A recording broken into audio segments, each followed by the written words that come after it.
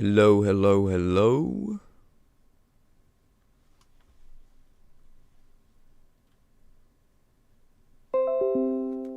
All right.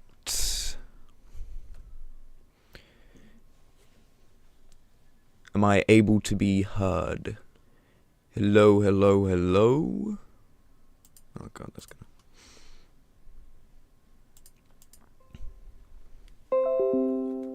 All right. Hold on. Am I able to be heard? Hello, hello, hello.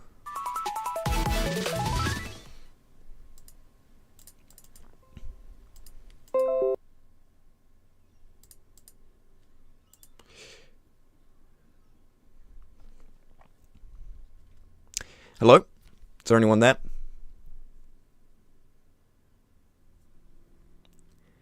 Hello? Could you speak in the chat, please? I think it's working alright, I just want to make sure.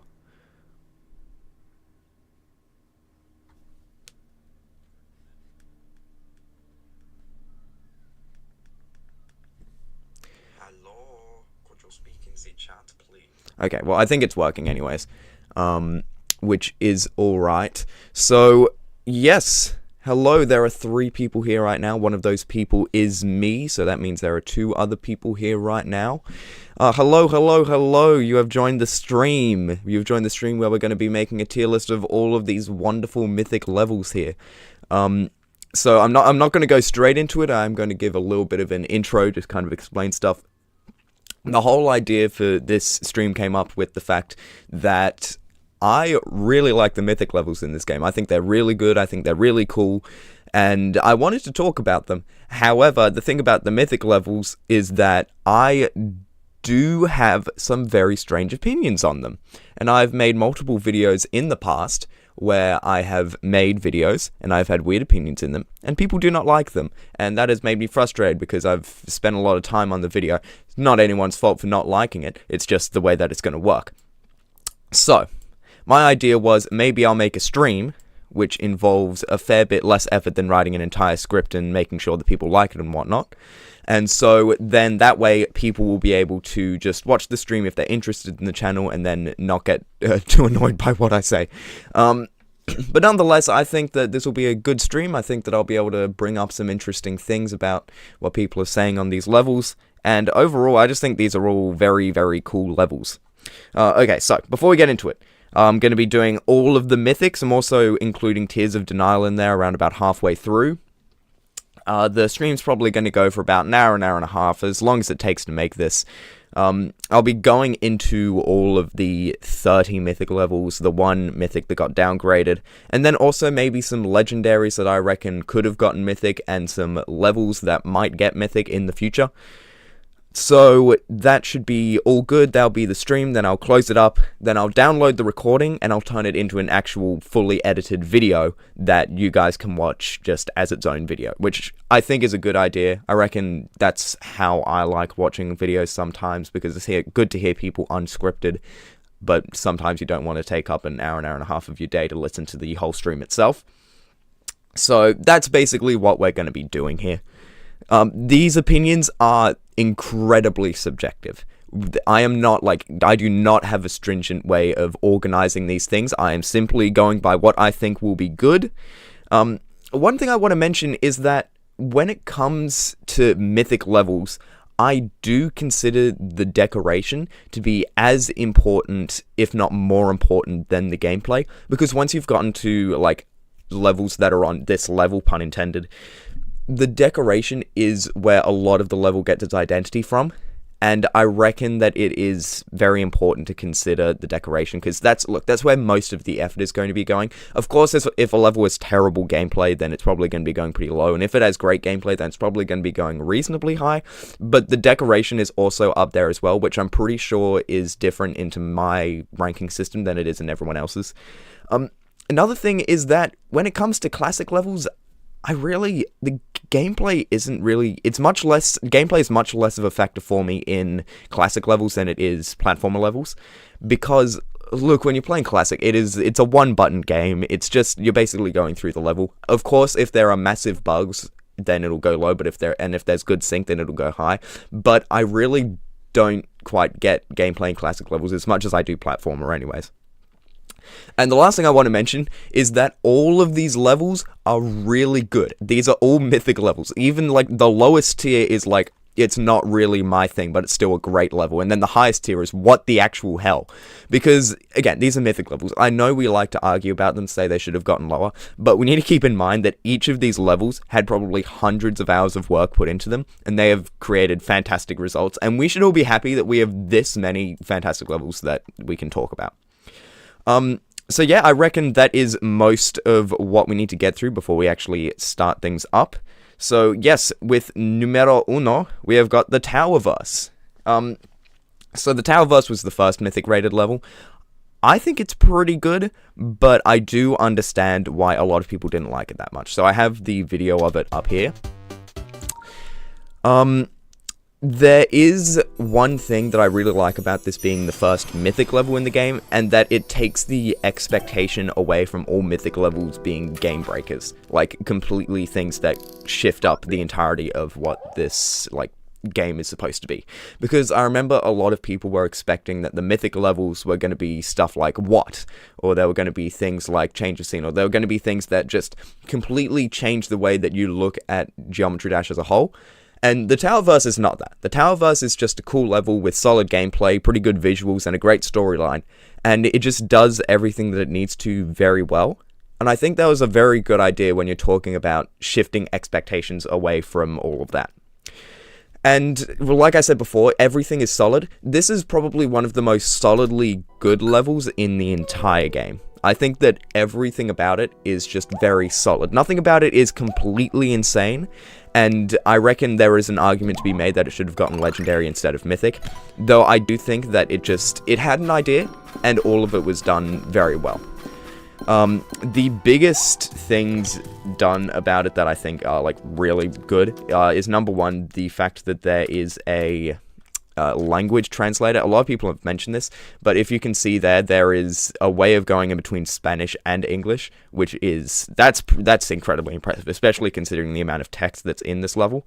And the glider section, that is an interesting mechanic. It works well, but it is very difficult. But that doesn't change the fact that it's really good. So a lot of what's good about this level also is the whimsy of it. I feel like there are a lot of mythics in the game that are more serious, and a lot of them that are more whimsical. And this one really does the whimsy very well. You got, like, where is he? Like, Taurus, just sending you on random missions and, like, taking you around everywhere.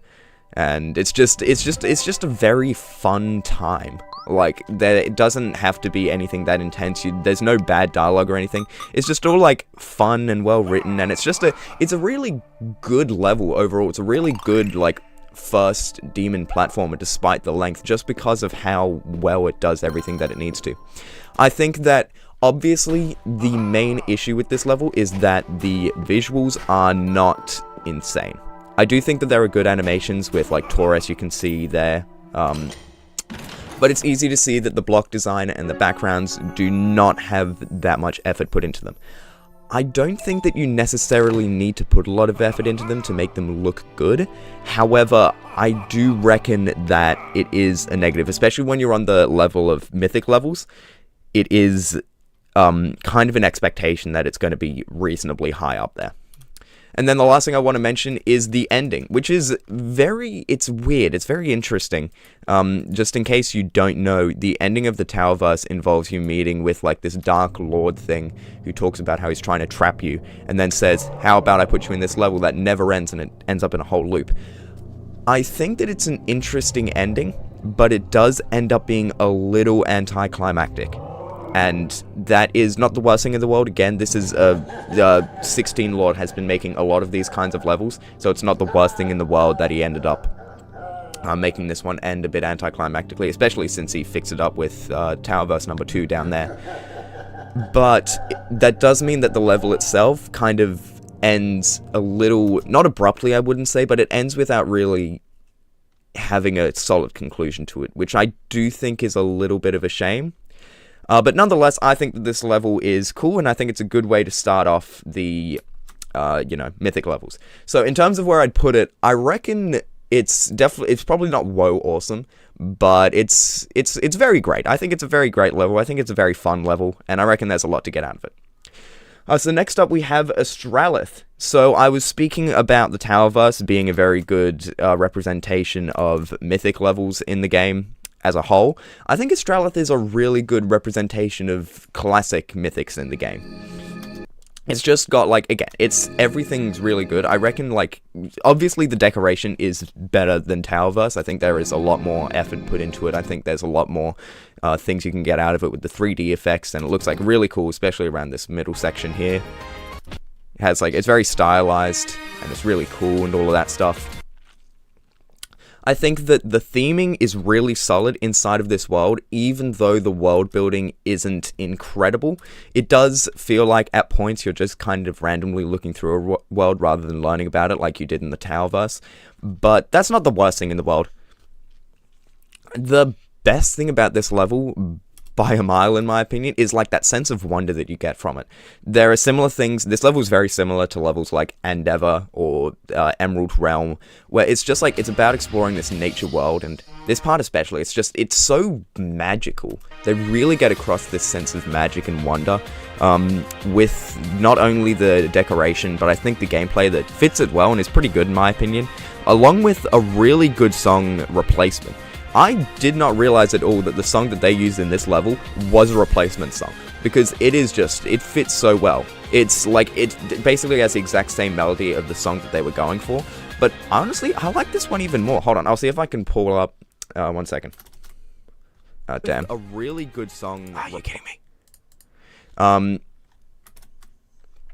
But yeah, so I think, hold on, because I know that Viprin's video of Astralith does have the original one, and honestly, see, I can hear it, it's a little more orchestral. Hold on up.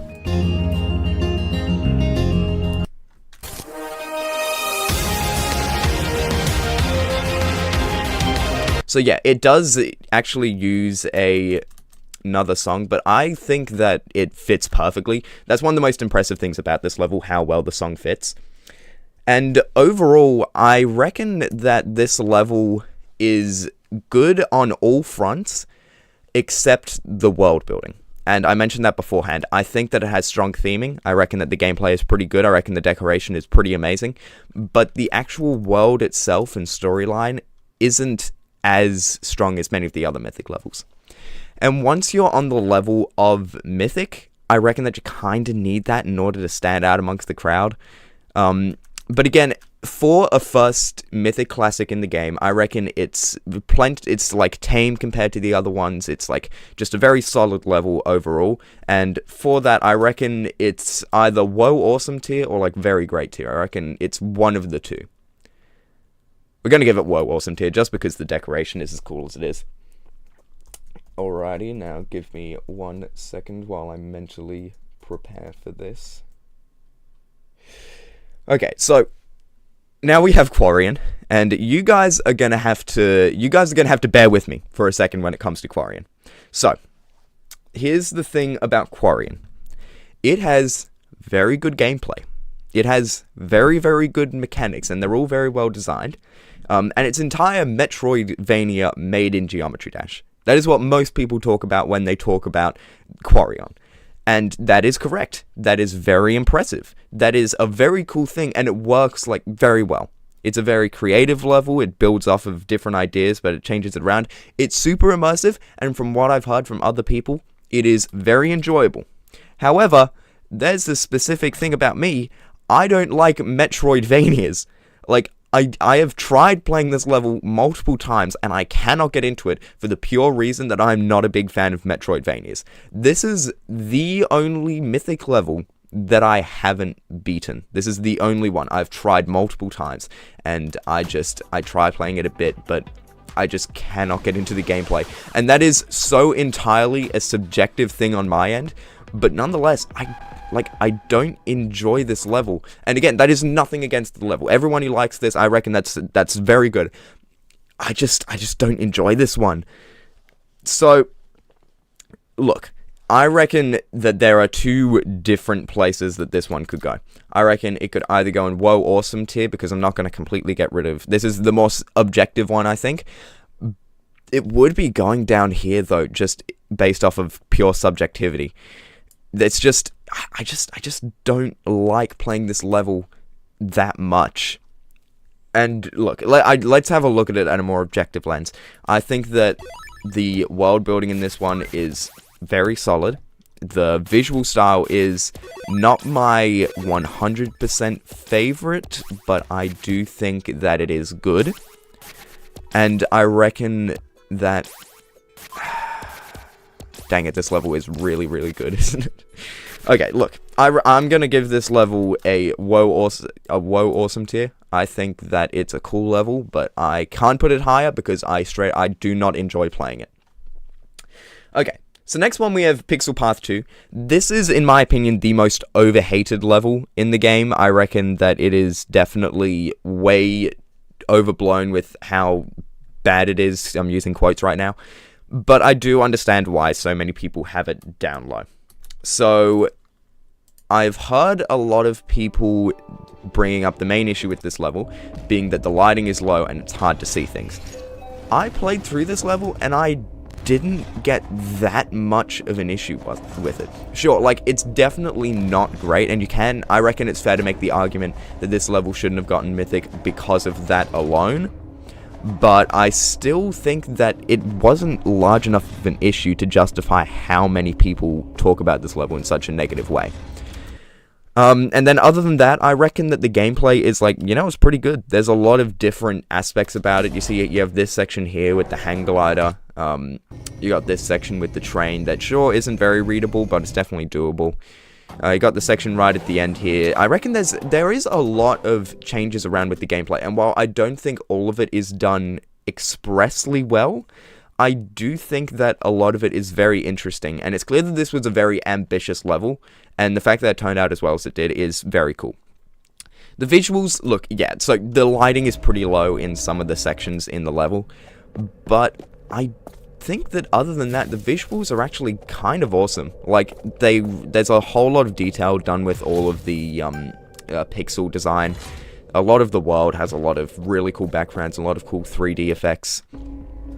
You can see, like, oh yeah, if you look at this part here, you look at it like you're looking through a camera lens. Like, it's really creative. This is one of the most creative Mythic levels in the game, and I really appreciate it for that.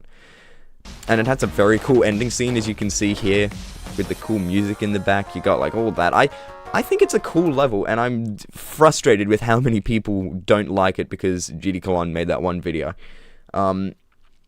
I reckon that this is just overall, I reckon it's an enjoyable level. And the other thing I have to dispel, if you go into playing this level with the expectation that the chase section is going to be very difficult, then it is much more fun. If you go in with the expectation that this is going to be the hardest part of the level, I do enjoy this chase section, like, a lot. It's just really, I reckon this is a really cool level, and I reckon that people would like it a lot more if it had have been as good as it was now, as it was at the start, if they hadn't have needed to change the updates and everything. So, look, there are a lot of flaws in this level, but I reckon either, like, very great, I'm going to pop it in very great. I reckon that this is a cool level, even though it has a lot of flaws, it's very, very creative. Okay, so now we've got Throat of the World. This is one of the two extreme demons I've ever beaten. The other one is Aku, but this one is a platformer this one is a platformer demon, so it really doesn't count. You absolutely look like is that voices in this? Okay, I'll just turn it off. I've played through it. I reckon that the gameplay is really, really good. This level is made by the J Shadow, who has a lot of levels in this Mythic category, along with Moistened Egg. They work together really well, and I reckon that they have nailed platformer gameplay. They've just completely nailed how to progress it really well. They've completely nailed how to make it fun and enjoyable.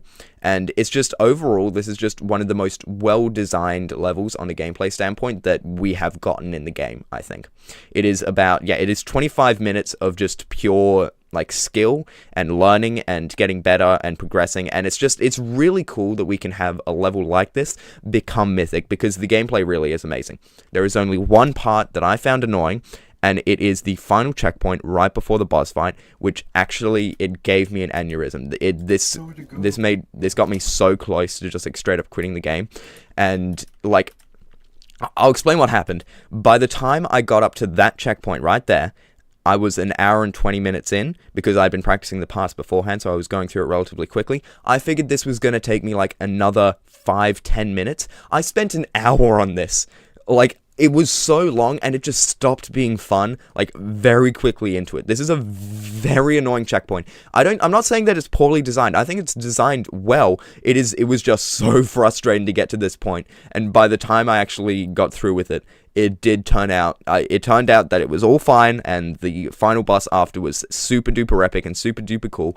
But I reckon I would have liked this level a whole lot more if persistent checkpoints were added to the game, because there was just so much stress and frustration trying to get through this part, knowing that if I exited the level now, it was late at night too, so I had to I had to go to bed pretty soon, and I knew that like I cannot leave this level. I've spent 2 hours on this. I'm not leaving this level. And I did end up beating it, and turned out really well, and that's the only thing about the gameplay. It's not an issue with the level, it is an issue with the fact that there are not persistent checkpoints in the game. But anyways, so we've gone through that. I reckon that the visuals in this level, look, I think they're really good. They're really solid. They use the pixel block design really well. They build up the world really well. I'm not certain if they're mythic worthy though. I reckon that there are other platformer levels that have had cooler visuals to them. I reckon that like Pixel Path 2 is like probably on the same boat as this one, if you ignore the lighting effects. I reckon that, I don't know what happened there. I reckon that the visuals do a lot of things that they need to well, but when you compare it to like future pixel block levels, it's clear that like the design wasn't entirely there yet. Speaking of the world building, that is a very strong thing about this level. It's the atmosphere. The atmosphere in this, I reckon, is one of the biggest reasons that it got mythic. It's like this really cool and isolated atmosphere, and it doesn't have like an actual storyline, which makes it a bit less fun than other mythic levels, but it is cool to have a mythic that is just like, it's really contemplative, it's really slow, it's really, like, it feels like you've gone on a journey, when combined with the length of the level, and, like, the general vibe that you get from it. So I think that's really cool. I think that the boss fights are awesome. That boss fight there is, I reckon that, both of the boss fights are probably the best parts of it, other than like maybe just the general feeling of gradually getting better and gradually improving. Specifically this final boss right at the end here, it looks amazing. The attacks are really well telegraphed. It's a really cool level overall, and while I think it's definitely less interesting than the other mythic levels, than any of the other ones that we've gotten to thus far, but I do think that it's really cool, and I enjoy it a lot, and I'm probably going to be giving it... Do I like it more than these two? I reckon I actually do like it more than Astralith or Quarion. I think it does have really good gameplay. It's really fun to play throughout all of it. I'm going to pop it in incredible level, which is... I think that's cool. Okay, next up we have Rage Quit, and this is, in my opinion, one of the most... I know I talk about Pixel Path 2, I reckon this is one of the most overhated levels, like, one of the most overhated mythic levels in the game. And there is a very good reason for this. And the reason being that people try to say that there is no gameplay. And that is correct. There is very little gameplay in this level. Like, you look at this part here, it's basically just like, there's nothing that can kill you in this part. However, I think that there is an issue with that kind of logic, and the issue is that if this isn't a mythic-worthy easy level, then what is a mythic-worthy easy level? I feel like the argument that there isn't much gameplay doesn't make sense if someone is trying to create an easy level in the game, because easy levels for a while have been very minimal gameplay, almost no gameplay at all. So I always have had an issue with, like, people who say that this isn't mythic worthy because it's easy, because then how is any auto level supposed to become mythic? I feel like we can't just entirely cut off, like, easy versions of levels just because they have little gameplay. And I reckon that, like, sure, there are too many guardrails in the ship sections, but, like, this section is really cool. Like, you have to see each of the screens, you have to, like, figure out which one you're looking at. I reckon that this part is very cool. I reckon there are definitely parts that have gameplay in them. So, I reckon the gameplay could have been a lot worse. It's definitely not a positive for the level, but I do think that it's cool.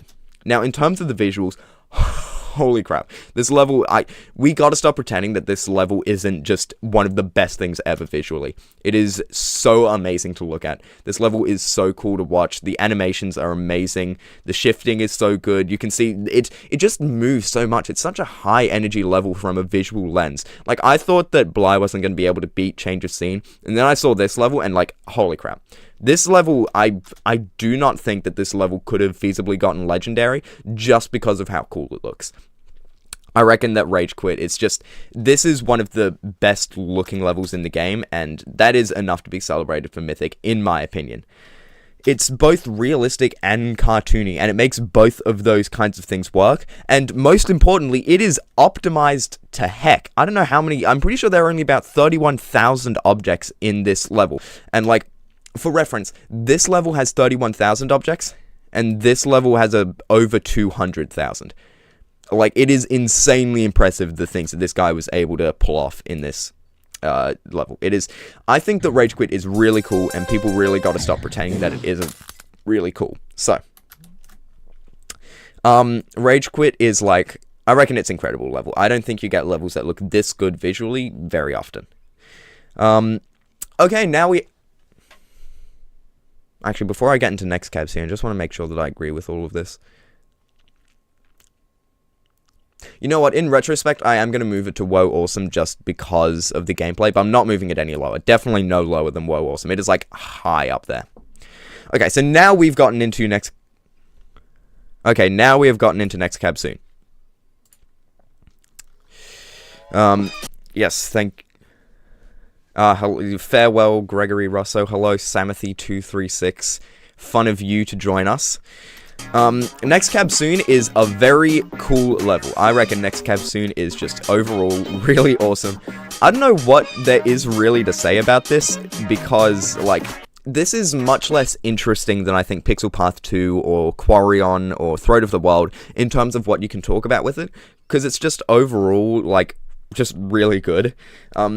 It's like Throat of the Wild. It's not actively mind-blowing in the same way that Rage Quit or, like, you could argue Quarion is, but it's just, like, again, it's just amazing throughout all of it. I will say that the gameplay is a little weird at points, like, mainly through this part, and, like, this jewel is a little bit hard to see and a little bit hard to control, but overall, I think, like, at the time it came out, this was probably one of the best playing Mythic levels. I reckon, like, the only things that played better than it at the time were Throat of the World. I think that's it. Honestly, that's about it. Other than maybe Towerverse. The visuals are really cool. Compared to Astralith, I actually do prefer this design of having, like, really cartoony things. I reckon it has a whole lot of personality to it. There are a whole lot of different looking parts, because this is a collab, obviously, but I reckon it works really well. Usually I'm not the biggest fan of collab switching styles throughout it, but it feels like everyone was briefed and given the same idea, and each part flows, like, seamlessly into the next, where if you're playing it for the first time, you're not going to notice the changes. Great music sync as well. I really like the song. I think it's got a cool vibe to it, and the sync that goes along with it is really interesting, and I like it a lot. Sync is a very big thing for me when it comes to Mythic levels, and gameplay as a whole, so I'm very glad that it feels this good. 33% is the best. Sorry, I just wrote down my notes that 33% is the best part. I'm not sure what 33% is. Oh, it might be this. Oh, no, so 30, I misspelled. The best part of the level, in my opinion, for, like, gameplay, visuals, everything vibe, is definitely this part. It has a great flow to it, it has a great, like, world building, it shifts the tone really well. This part is, like, really, really cool, and it's really, really fun to go through. And again, it's not as mind-blowing as the other parts, but that's kind of what makes it so cool. Well, this part is mind-blowing, but it's just overall really cool level. One of the most interesting things about this is, I think, the vibe, because it's not as happy as Astralith or Towerverse, and it's not as dark as Throat of the World or, like, Quarion to an extent, but it's just, like, it's got a really unique feel to it when it combines with the music. It's, like, fun, but it's also, like, kind of serious. It's hard to explain. I just think it's overall a cool level. I reckon the gameplay is, like, good. I reckon it's just good. The decoration is amazing. The vibe is really strong. I reckon this is enough to, like, I reckon it's either Holy Mackerel or, probably Incredible level. I reckon it's, like, decently high for Incredible level, but it's up there. Okay, WannaCry. Let's go. WannaCry. First thing I have to preface with WannaCry is that this level is very flashy, and your boy's a big fan of flashiness. I really like when levels are flashy, which makes WannaCry one of my favorite mythics in the game. So, WannaCry was made by Kira9999, who has made a bunch of other really, really cool levels. And in terms of this level, I just think it's one of the coolest mythic levels. It's one of the, like darkest, and it's, like, really, it's got a really, like, I use the word vibe a lot, but it's got a really cool dark vibe to it. It doesn't, I'll say this first, it definitely doesn't have my favorite gameplay. I do not think the gameplay is very good in this level. I agree with everyone on that aspect. I do think that, like, it's not bad all the way throughout. Like, this swing copter section does have, like, really cool gameplay, and I reckon that the part, like, this part of the drop, before it goes really intense, does have pretty great gameplay. I think it's, like, really, I think that this gameplay is good, but other than that, it's pretty bad. Like, this part, like, it's darn difficult to read this part for a lot of people, and this part feels, like, kind of awkward some of the time, and, like, this part, it's also, again, a lot of the gameplay feels awkward, and that is definitely the biggest negative. It's probably, out of all of the mythic levels that have come out, it probably has one of my least favorite, it has some of my least favorite gameplay. However, a lot of the reason why I love this level so much is the really strong high energy.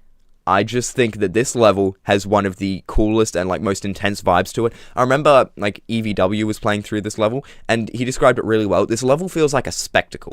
It feels like you've gone through a journey, and it's like you're, like, desperately, like, trying to escape.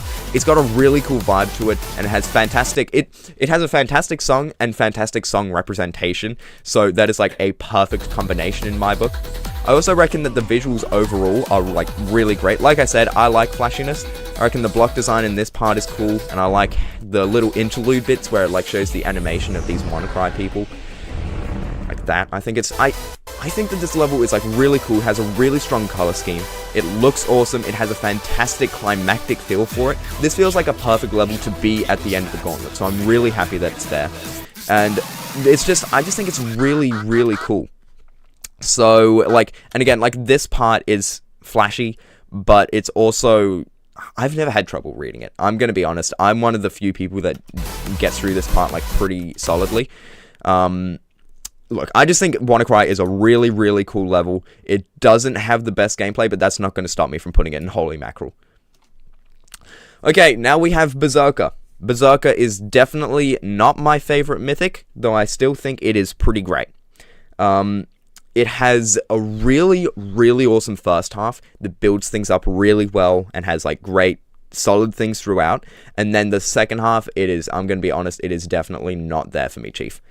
So, let's go into Berserker. So, first off, this uses a down warping mechanic, and I did not notice that at all when playing the level, which is good because readability, but bad because I didn't notice that was good. So, like, it's building up things here. I reckon that the visual of this eye is completely awesome. I reckon that the visual coming up now is not as awesome. It feels a little bit unfinished and a little bit messy. But nonetheless, then it like builds up really well. It feels like this level feels really cool. And this part here, like I remember I was watching through the NCS Gauntlet results, and when this level came up, I did not know what it was, but I felt that the main reason it got as high as it did was the really high energy, especially during this part. It is so fast and it's so awesome and it fits the song awesomely, and it's just overall really cool with the high energy, especially like that part doesn't have the best gameplay, but it feels really cool. And like this part where you burst through the window, it's awesome, it's sick as hell, you're jumping over fire, it is just so high energy, and then suddenly it all just kind of stops. It all just kind of stops. Suddenly, all the like all the stuff that was going on just kind of disappears. I reckon as soon as you get to Jason over here, the level takes a pretty huge nosedive. I reckon that the gameplay becomes like it's all right. I reckon the gameplay doesn't change that much, but definitely becomes clearer how empty it is at this point, and especially like here. Like this is just like uninteresting ship gameplay. The visuals, I reckon, don't complement the song as much and aren't as like fast-paced as they are at the start here, and it's just this level just doesn't have enough of a storyline, but it feels like it wanted to have a storyline, and that's the main issue for me. I think this level is fun to play. I think that it has like cool decoration. It just kind of loses it for me by the second half, and that's really sad. I reckon that this shouldn't have won the NCS Gauntlet, but like obviously you're always going to think that a level shouldn't have won the Gauntlet when it's not you picking the entries. I think that this level could go here or here. I'm going to put it up here just because of how cool the first half is. Look, we got like a graph that looks normal. Anyways, but it just loses it too much for me by the second half, which is a big shame. Tears of Denial is not the one that we are doing next. Tears of Denial is one that we're going to be doing around about here, actually, just before the Space Gauntlet starts. So now we've got Terminus. I've seen a lot of people make their tier lists where they put like actually I think I might be able to find it, where they put Terminus like relatively low. So Terminus, that's A+, which is honestly like pretty good. And here Terminus is really good. I reckon that even now, Terminus is being grossly underrated. This level kind of flew under the radar because it was caught up in that whole controversy with Tears of Denial getting downgraded to a legendary. But it is seriously one of the coolest and most well-made and most fun-to-play levels in the game, in my opinion.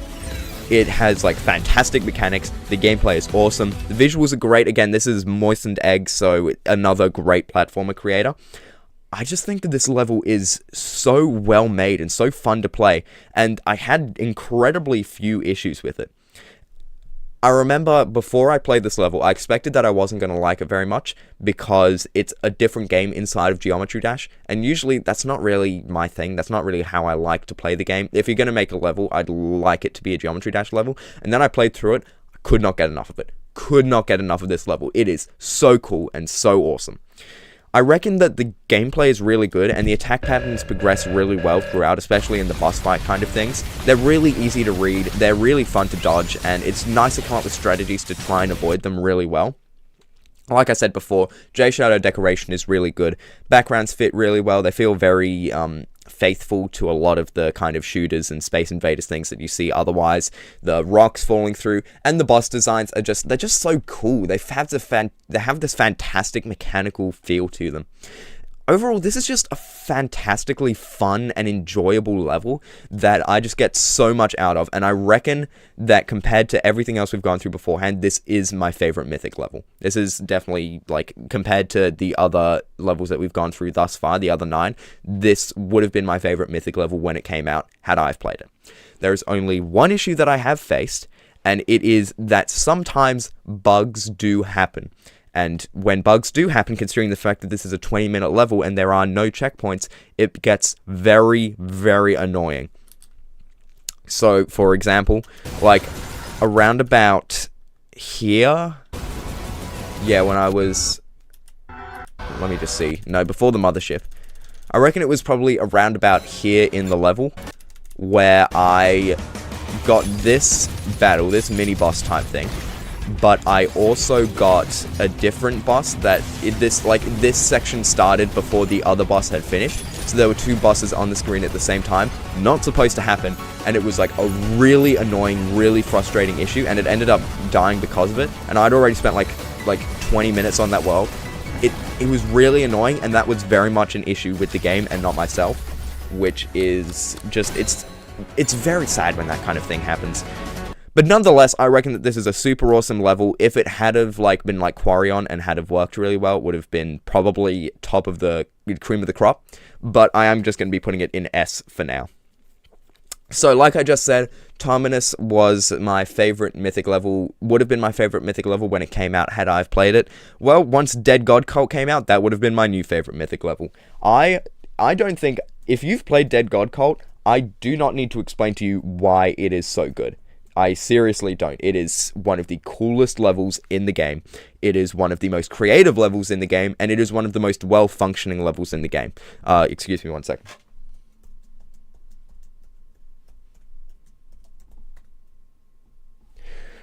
Okay, yes. Dead God Cult. So, yes. Essentially, Dead God Cult is Terminus, but without the bugs, and just 10 times as creative as Terminus is.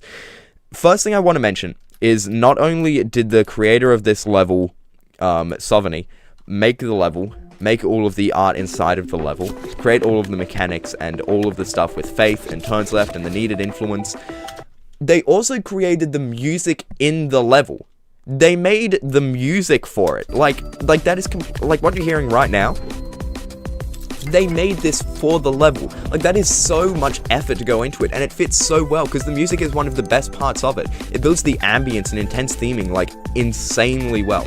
It is just such a cool level overall. And the gameplay is also, like, fantastic. Again, like, this isn't an issue with the gameplay, but I will say that it was frustrating at the end sometimes. I think near the end one time I accidentally misinputted one of the cards, and that ended up leaving me dead, which, again, that's not really an issue with the level, but it still is rather frustrating.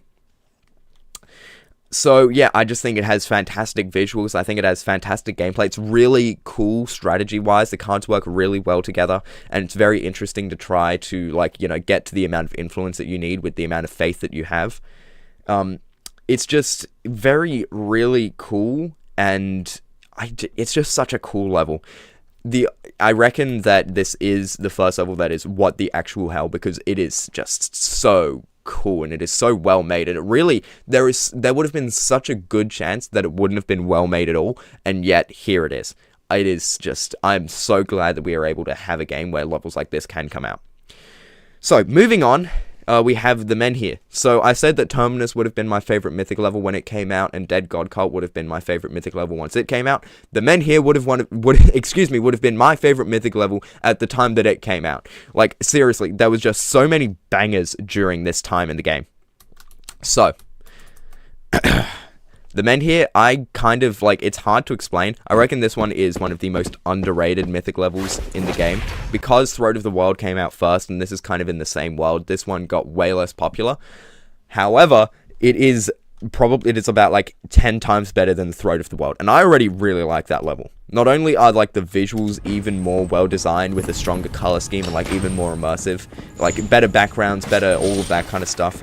The gameplay is also even better. Like, the checkpoints in this level are around about the same difficulty as Throat of the World. Like, definitely less so, but similar difficulty. And not once was I frustrated with the game itself. It is just, I cannot overestimate how good the J Shadow is at designing gameplay in platform mode. And the Menhir is one of the best examples of that. The Menhir is about 20 minutes long, so it's like similar in length to Throat of the World, and it does not feel that long. I would be playing this level for like an hour and feel like I was only doing it for about 20 minutes. It has a really cool vibe to it. It's really dark, and like, legit, one of the only issues that I have with this... Oh, hello there, Sprister. Hello there. Funny seeing you here, huh? Anyways, back to absolute peak as hell. The Menhir is just, I cannot overestimate how cool it is. It is so cool that, in my opinion, the weakest part of it is the final boss, which looks like this. This is probably my least favorite part of the level. it just, like, unironically, this part kind of, like, it zooms through the pacing of, like, the final battle a little bit too much, in my opinion. But the gameplay is still really good and has a fantastic feel to it. And the boss design is, like, this level is so good, and I cannot understand how many people are saying that it's just kind of average. It is so cool. I love it so much. It is 100% going in what the actual tier. Okay. Now we have, button mashers. Button masher makes me so annoyed. It makes me so frustrated. Not the level itself, but the way that people talk about it. People online are gonna be saying things like, oh, button masher, that doesn't deserve the mythic rating. There are so many other levels that deserve it way more. Like, yeah, do you not understand why button masher was given the mythic rating? Button masher was rated mythic because it was the last level in the NCS album. It was rated mythic because of the context. And, like, sure, I think that the level is cool, but I agree that it's not mythic. But that's not the point. It's like saying that the Sneaky Hollow by GD Cologne shouldn't have gotten legendary because the level isn't cool. Like, yeah, no crap, the level isn't cool. But that's not why it was given mythic. It was given mythic because it was the last thing in a thing. I can't even talk right now. Button masher is just, it just gets me so frustrated how people talk about it. But anyways, I think button masher is definitely overhated because it was given mythic. I think that it's like a cool level, definitely compared to other levels, probably not mythic worthy. But honestly, I do like it. I spoke about it before in the, what the flip? I'm the big biscuit. Thank you for calling me that, L. Anyways, button masher is just overall, like, a really cool level, I think. I reckon that it has a really cool, like, vibe to it and has a really cool storyline to it. The visuals definitely aren't amazing. The visuals probably aren't mythic worthy. I agree that this level wouldn't have gotten mythic if it hadn't have been in the NCS thing. But I still think it's cool that we were able to have our first event level with a mythic be this. I think that the gameplay is overall, like, strong. It's stronger in the first half. The second half is a little bit random and all over the place. But that's not the worst thing in the world. I reckon, look, I don't think I reckon it's good that it got mythic. I reckon it's not mythic worthy by the standards of any random level. But I still think it's good that we're able to give mythics to levels that, like, symbolize the whole album as a whole. Because the album was really cool, and I'm really glad that we get to celebrate that. You guys have gone on a biscuit tangent in the chat, and I am very glad about that. I hope that you keep on doing it. I'm going to be given button masher probably, like, honestly, I kind of want to put it in very great. I think it's just a really cool, yeah, very great. I reckon button masher is a very great level, so I'm going to be putting it there. Not much more. Like, again, the visuals aren't amazing. The gameplay isn't insane. But I reckon the theming is really good. I just think it's a really cool level. So, very great, you go. I forget about Feed Your Grungaus very often, but I was playing it through it recently. It is one of the most fun and, like, funny mythic levels in the game. It is just such a, it's, like, it's just, I'm so glad that we have mythic levels that can be a crap post. The button, okay, hold on 1 second, we have gotten an idea from the chat. I'm going to be putting button masher in the button masher tier. Which is, hold on, that's too low for the button masher tier. Button masher. That is going to be a very well-fitting Urple. Why he Urple indeed. Button masher goes there. Okay, anyways, Feed Your Grungouts is so funny, man. Like, I know a lot of people, oh my god, bro, everyone is here. Hello, how are you, Dane? So, if I'm guessing that people in the chat have not played Geometry Dash. Look at this.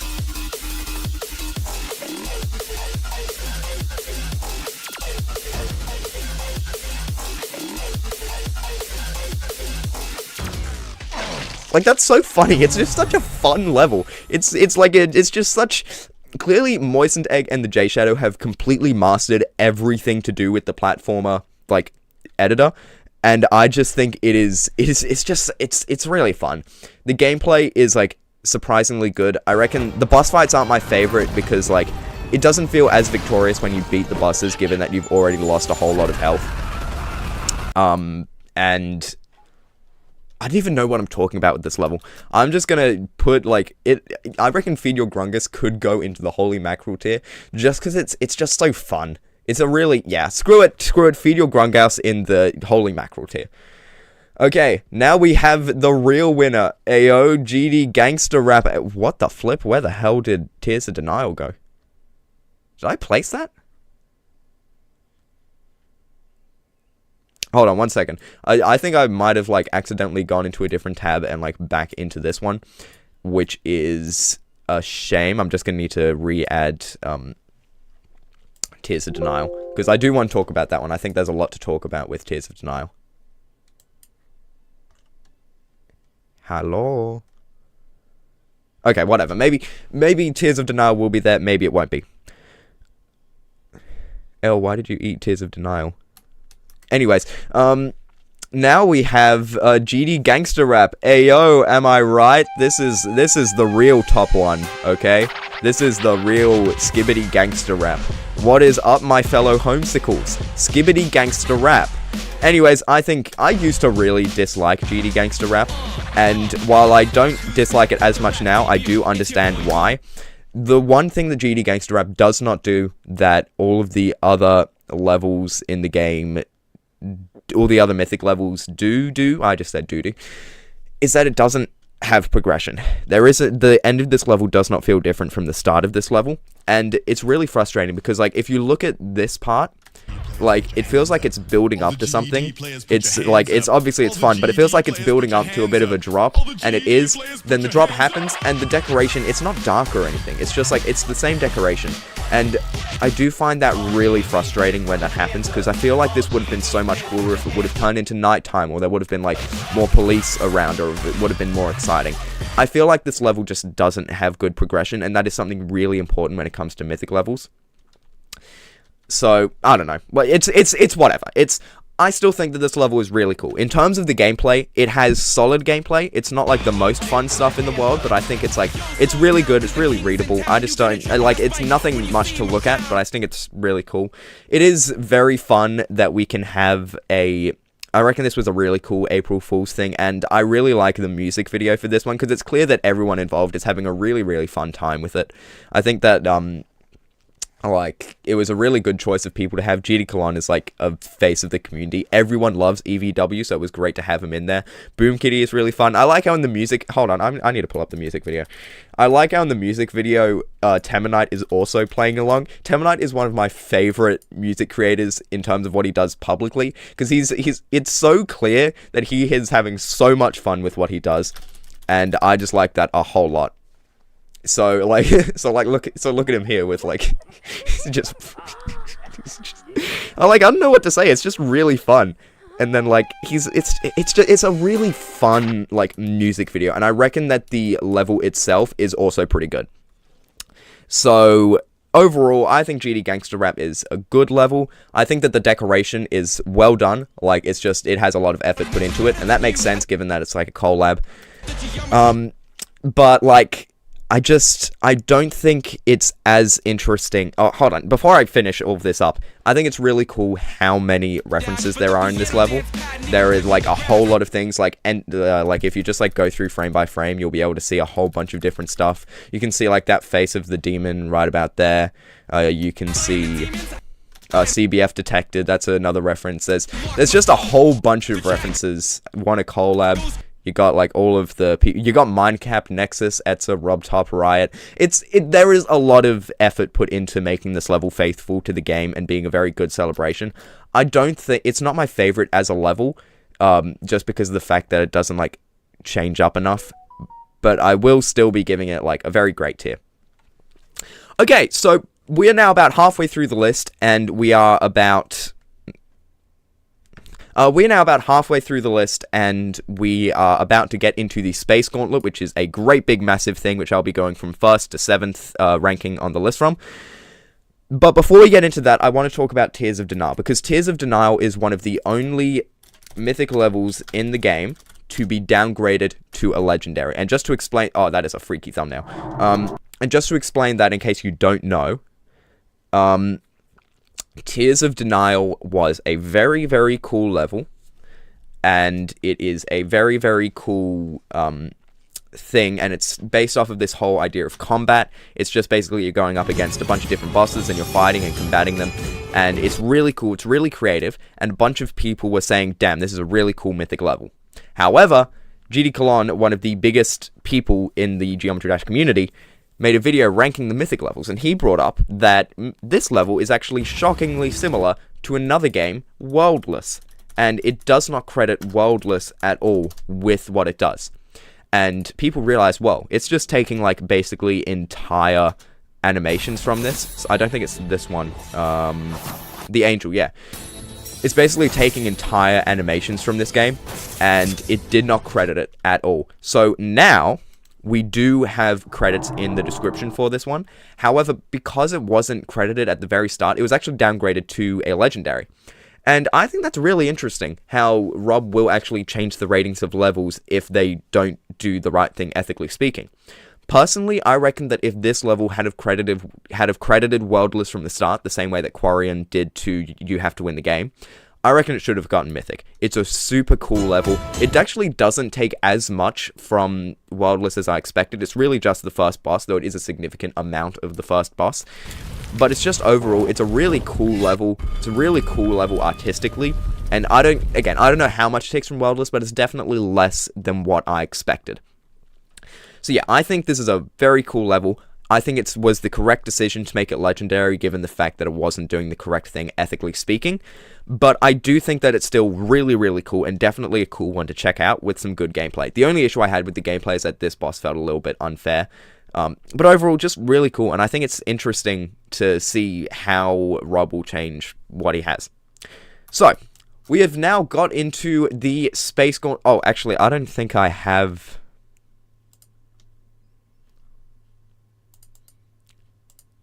I don't know how to add Tears of Denial to this list, but I definitely would have put it in, like, whoa, awesome tier, or, like, very great tier.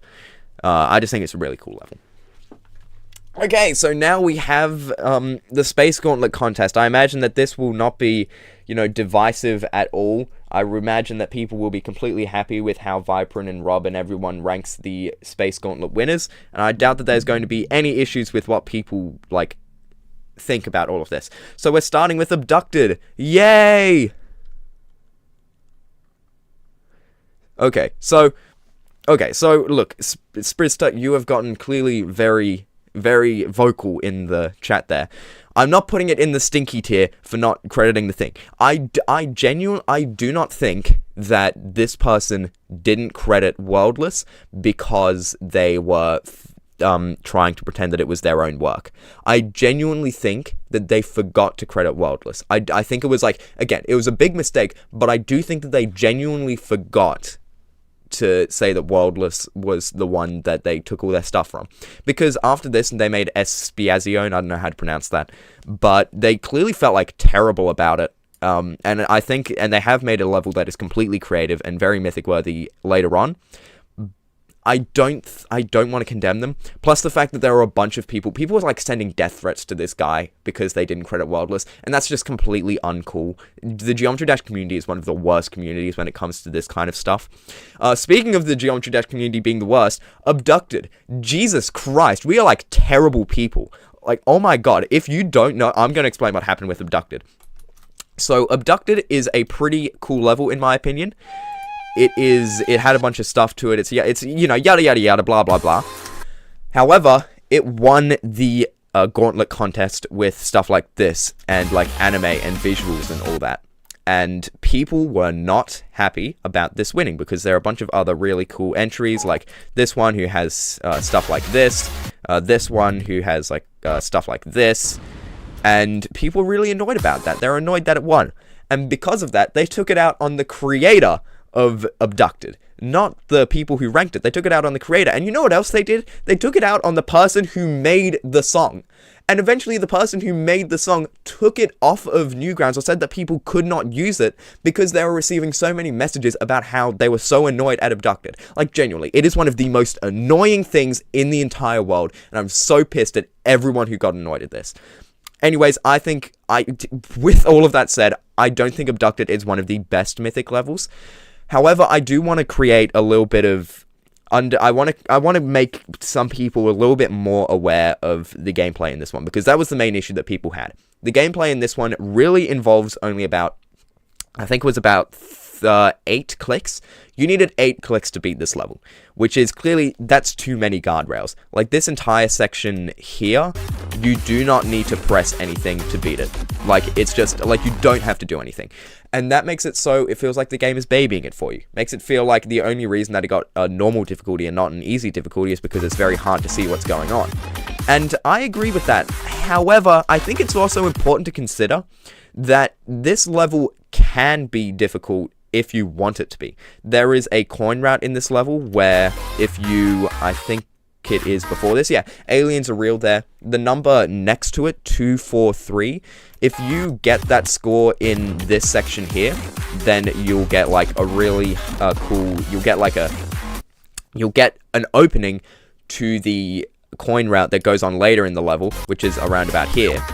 Like if you go underneath there, I just think it is a level where the gameplay is definitely not a good part of it. However, it's definitely not a bad part of it. I reckon there are ways to spice it up, and it was given the option to be more difficult. So I feel like the gameplay negatives are definitely overblown. So the next part that I want to bring up are the visuals, which, while they definitely aren't my vibe overall, I much prefer like a little bit more like realistic levels like Astralith. I still think it's really cool and really creative. It's really high energy. It's really creative. Excuse me, I've already said creative. It's really cool. I just think, the more I'm talking about it, the more I'm realizing that I actually really like Abducted. I think that it's a super high energy level. I reckon that it has a really great storyline that you can get through the visuals. Has a really cool like comic book theming around it, and a really good framing device inside of this comic book. Actually, you know what? I'm gonna go ahead. I'm gonna place this level in like maybe not incredible level, because I don't think the gameplay is that good, but whoa awesome tier, just because I've changed my mind. I really enjoy Abducted. Okay, now we're getting into Kisaragi. Kisaragi, I will make one statement on, actually, give me a moment.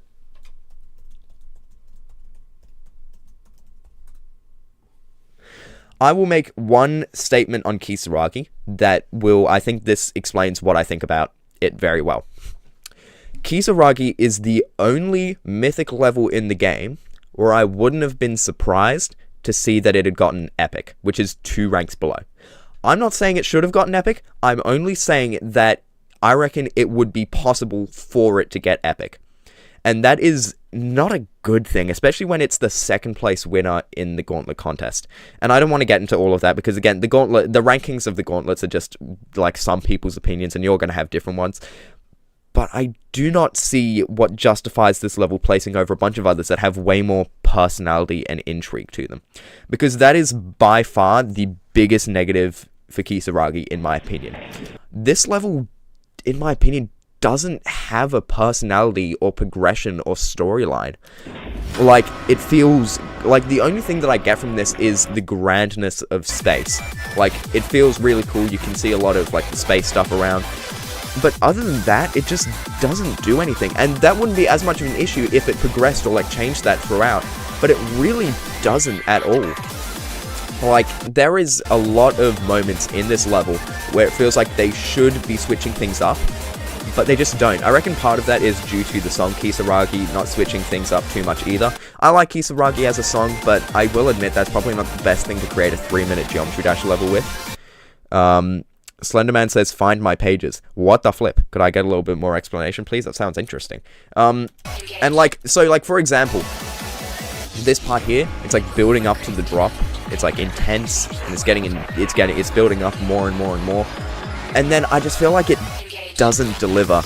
Like, it's cool, but this doesn't feel like something that I could only see at the end of the level. Take, what's a good example? Take WannaCry.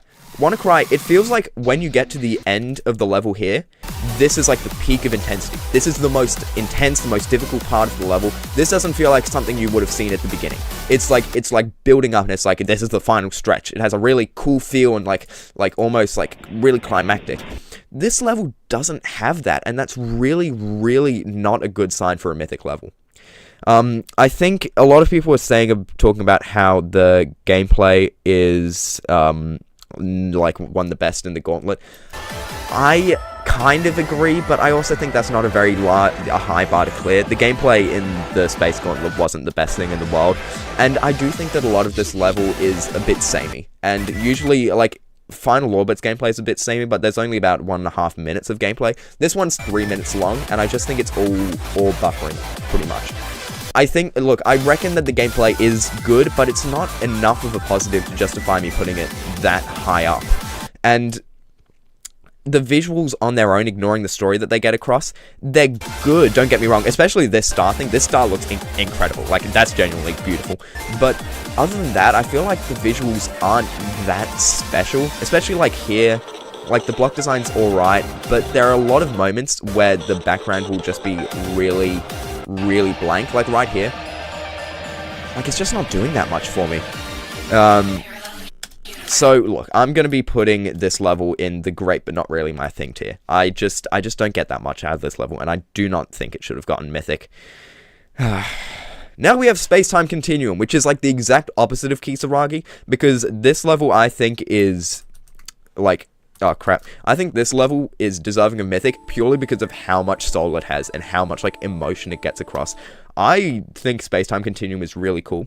First thing I have to mention, that this level was made by Desticy. Desticy is one of, like, I'm pretty sure one of the OG creators in the game. Made a lot of cool levels originally, and then made a bunch of them during, like, the 1.9, 2.0, early 2.1 updates. Dane, is this GD? Yes, it definitely is GD. Oh yeah, and the other thing, Spridstar, I kind of like the background because it puts into perspective how fast you are.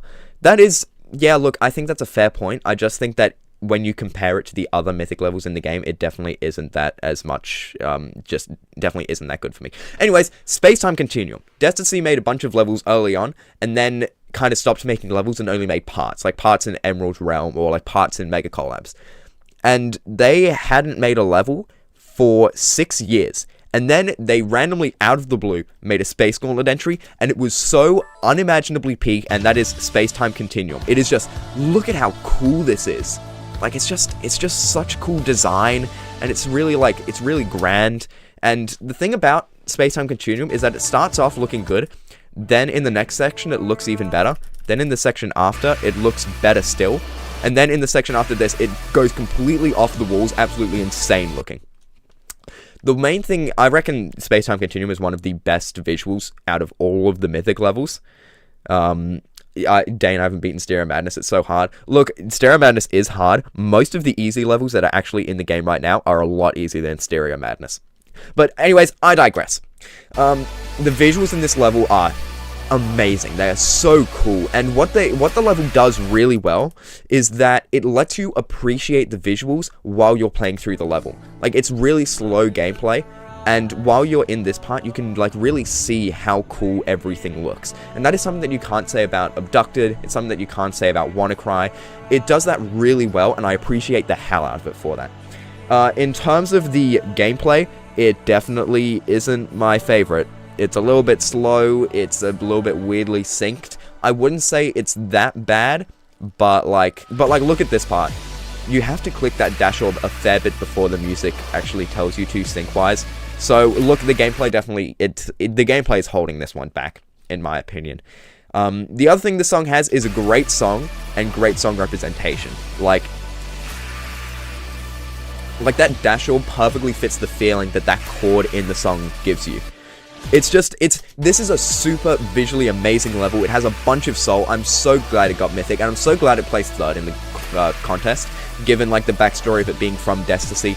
I just think I really like this level. I'm going to be giving this level, like, the gameplay isn't, incredible level. Screw it, incredible level.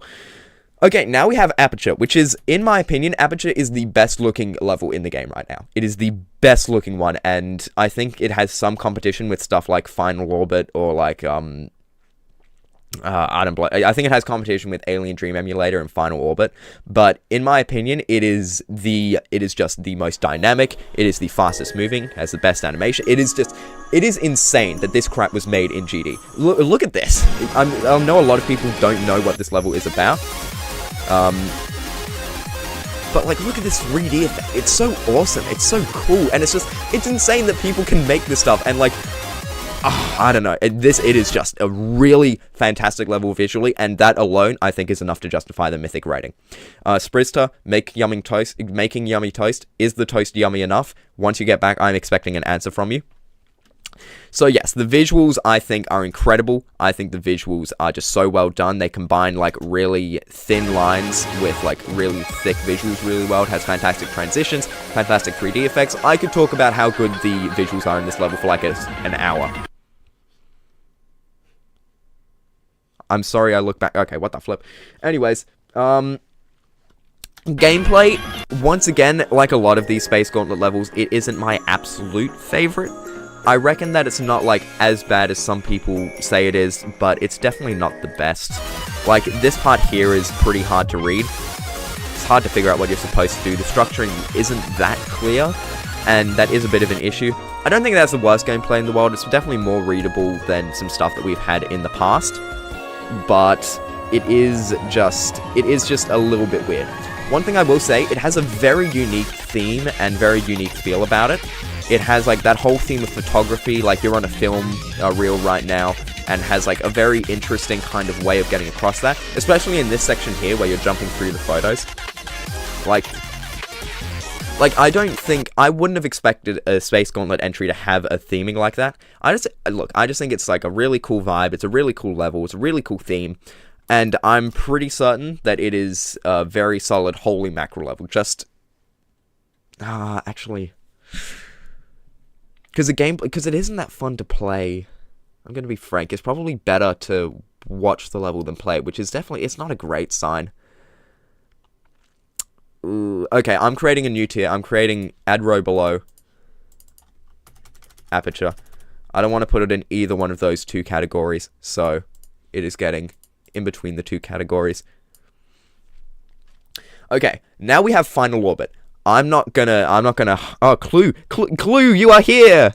Watching stream instead of preparing for Tamarple. Good choice. Do not prepare for Tamarple. Simply go into it as Kanye West. Anyways, Final Orbit, this is going to be the longest section in the video, I think. This is going to be the longest section in the stream, because Final Orbit, in my opinion, is the best proof that I have that people take Geometry Dash for granted. I cannot... yes, I've beaten all of the Mythic levels except for Corion Dane.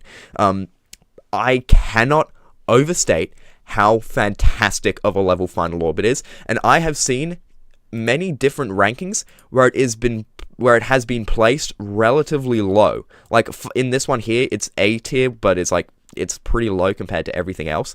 And I think this one, it's even lower. It's in the bottom tier in this one, not my thing. Valid opinion, I cannot comprehend that opinion at all. I cannot understand it. Final Orbit, in my opinion, is, like, perfect. Like, it is in my top 5 favorite levels made in the entire game. It is definitely, in my opinion, the most impressive Mythic. I physically... Look, when Rage Quit came out, I hit 200k views. Yay! When Final Orbit came out, I was thinking, I don't know how Bly is going to beat Rage Quit. Rage Quit is already such a fantastic level visually. I don't know how he's going to top this. Oh my god, did he top this level? It is insane, the visual uphaul from a level like Rage Quit. Like, that is not something that you see every day. Like I can't, it is beyond rational thought how cool this level is. It has a bloody movie playing at the start of it. And, like, if this movie was, like, an actual short film and it was on Letterboxd, I'd give it, like, an 8 out of 10. Like, it's actually good, even from a filmmaking lens. And it's made inside of Geometry Dash. Like, that is incomprehensibly good. The gameplay, I'll get into the gameplay now. The gameplay, I think, is really solid. I think that, like, you can argue that it's not amazingly synced, but I like this as much, if not more, than Kisaragi, because Kisaragi just kind of did a similar thing for too long. This one does a similar thing, but for not nearly as long, so I like it more. I reckon it fits the song really well. You have, like, the bursts when the song has the bursts, and, like, especially during this last part here. It has, like, easy to understand structuring, it's easy to read, despite all of the stuff that's going on in the background. I just think it's really cool, and the gameplay is definitely not a negative, in my opinion. Danielle, what the heck are you doing here? Thank you, Sprizta, for... well, thank you for joining the stream. Anyways, so now that we've gotten into the gameplay, the visuals in this level are fantastic. I said that Aperture is probably the best looking one. This is probably like the second or third best looking level or mythic in the game. It is just, I understand that some people have an issue with how blurry some of the backgrounds are. I don't have an issue with that. I think it ties into the level really well.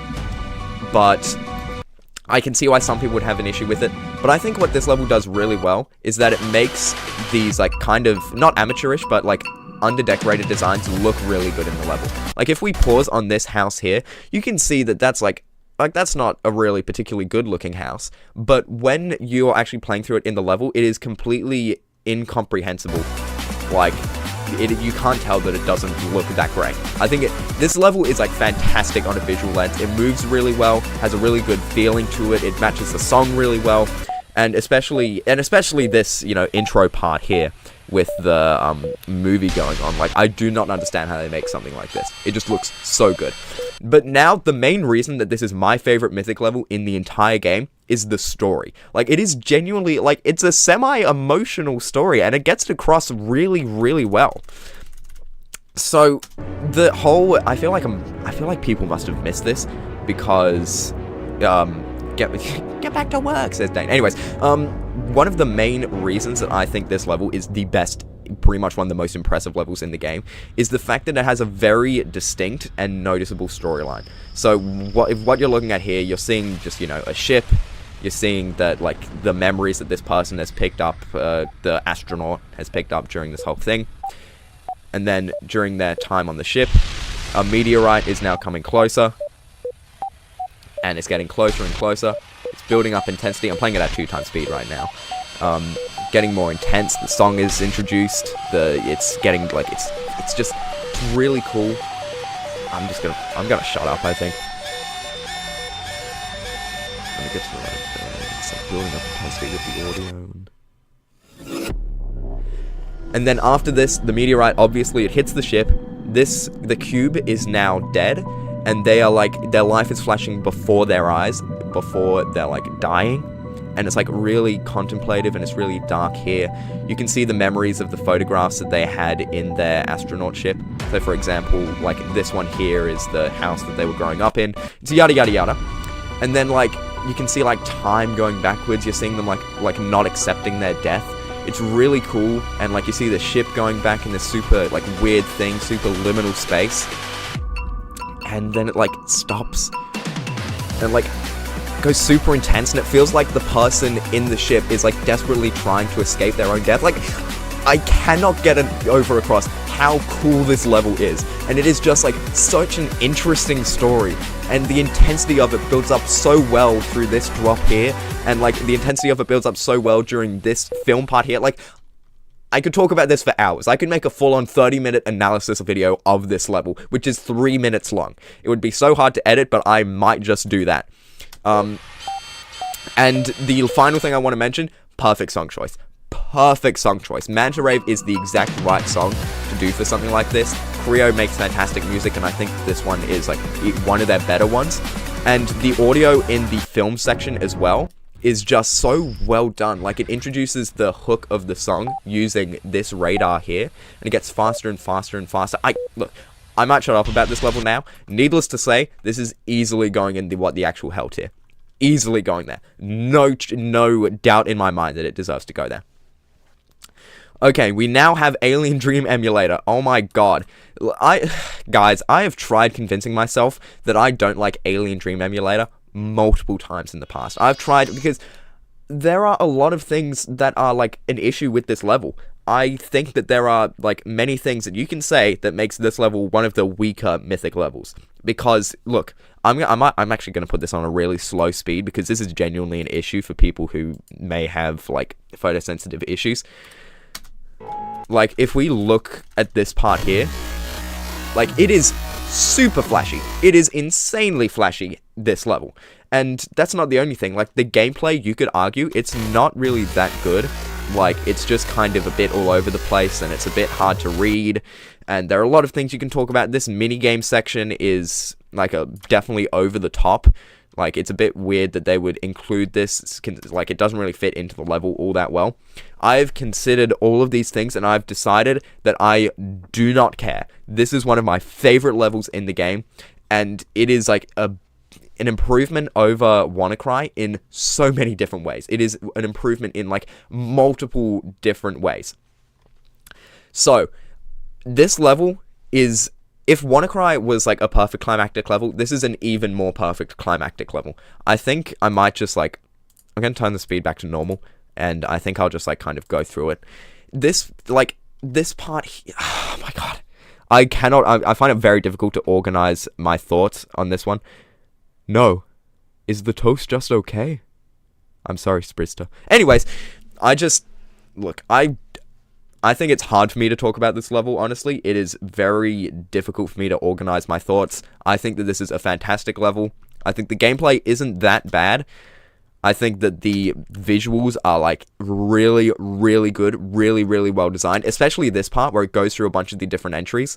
I think it's a super creative idea, and I can understand some people might say it's derivative. I just disagree. I think it's, like, a really good celebration of all of the levels that didn't end up making it into the gauntlet itself. And, like, that energy in the final part is one of the most hype things I've ever experienced in my life. This level uses a, Exit This Earth's... Oh my God. Exit This Earth's Atmosphere as its song, and it does that perfectly. It is such a fantastic song, and the level fits it so well. Honestly, it's just bloody so good. It is such a good level, and I can understand why some people would have issue with it. I am definitely not one of those people. I just think it is the perfect climax level, and I'm super glad it got to go at the end of the the end of the Space Gauntlet. So I think it's another what the actual hell tier. I think it's very deserving of being there. And finally, we have Out of Place. Oh boy, Out of Place. Out of Place, Out of Place, Out of Place. I've said that Final Orbit is, in my opinion, the most impressive Mythic level in the game. However, I think, personally, my favorite Mythic level is indeed Out of Place. And I can see why some people don't like this level very much. It has minimal gameplay, almost no gameplay whatsoever. Like, look at this crap. There is almost nothing to do. I think that was a very good choice by Jijito.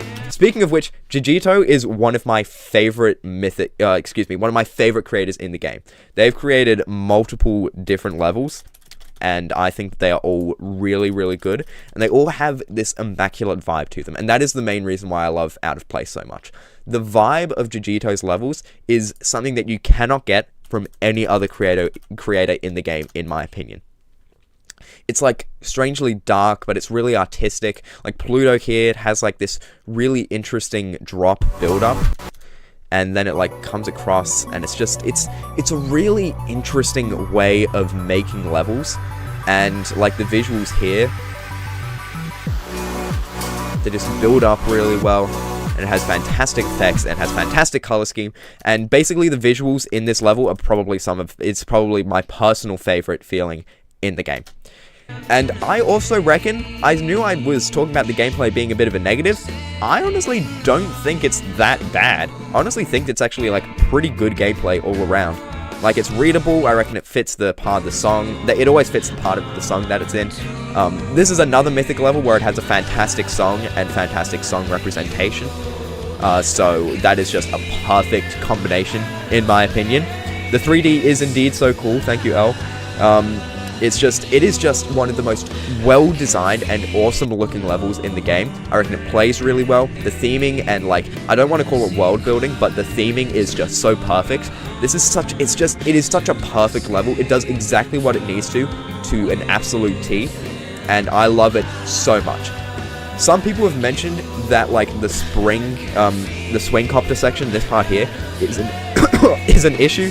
I do not understand that. Do not understand what the issue is here. Some people have, like, died here seemingly unfairly. I've never felt that. But, like, there are so many cool visuals. Like, look at this part. Like, it's got the time in the background. It's got everything. It is such a fantastic level, and I love it so much. I will never get enough of it. Absolutely SS tier. No doubt in my mind whatsoever. Dane asks, do you make levels? I make levels, they are pretty much terrible. They are pretty awful, and they are really bad, I'll tell you that much. Polygon Donut is a throwback. I love Polygon Donut. Polygon Donut is so good, you guys. Anyways, we're now done with the Space Gauntlet. Hooray! Yay! Okay, we are now back to Espiazione. I don't know how to pronounce that properly. I think it is a word in another... Actually, hold on. Espiazione? Translate.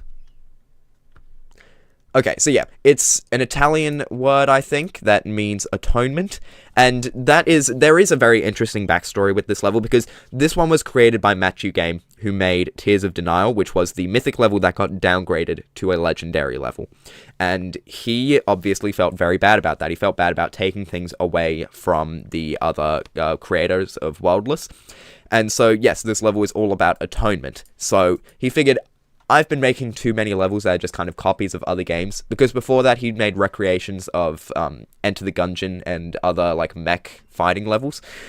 So he decided to go all out and make possibly the most creative mythic level in the entire game.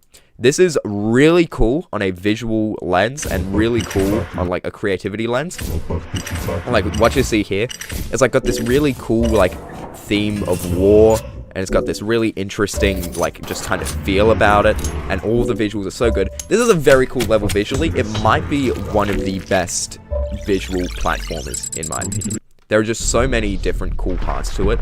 And I really like the success story of having this guy feel bad about doing what he did. And then ended up, ended up creating something different. And creating something that is super cool. With that said... I really don't like the gameplay that much. I'm going to be frank with you.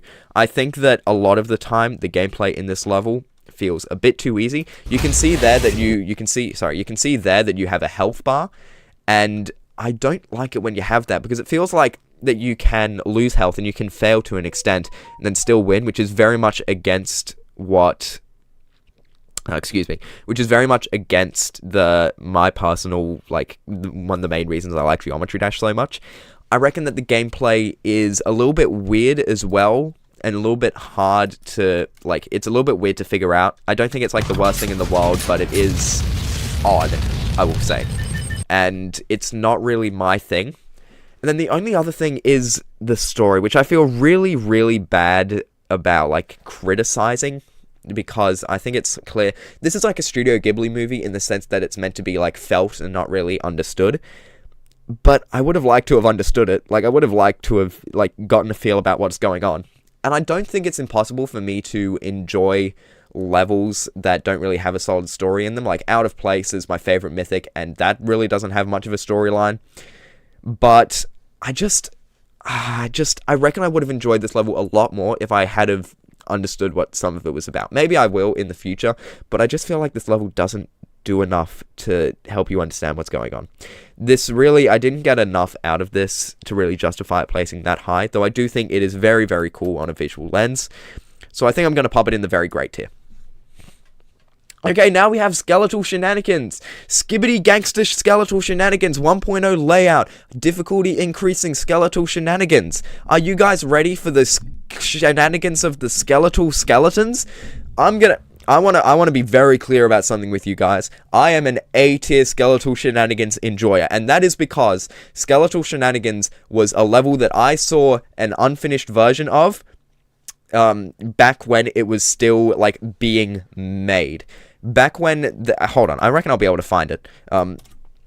Back when Skeletal Shenanigans had not been released yet, and the video showing it off only had about 10,000 views, I saw it, and I was awaiting it, and I was super excited to see when it came out, and I was thinking, god damn, this might be mythic worthy. I wonder if people are going to enjoy it. Oh my god, did they enjoy it. It is now the most downloaded medium demon in the game, and it is just... It is insane how much it has gotten up. It is, like, bigger than Change of Scene and, what's its name, I Spy with My Little Eye combined. Like, that is freaking-mental.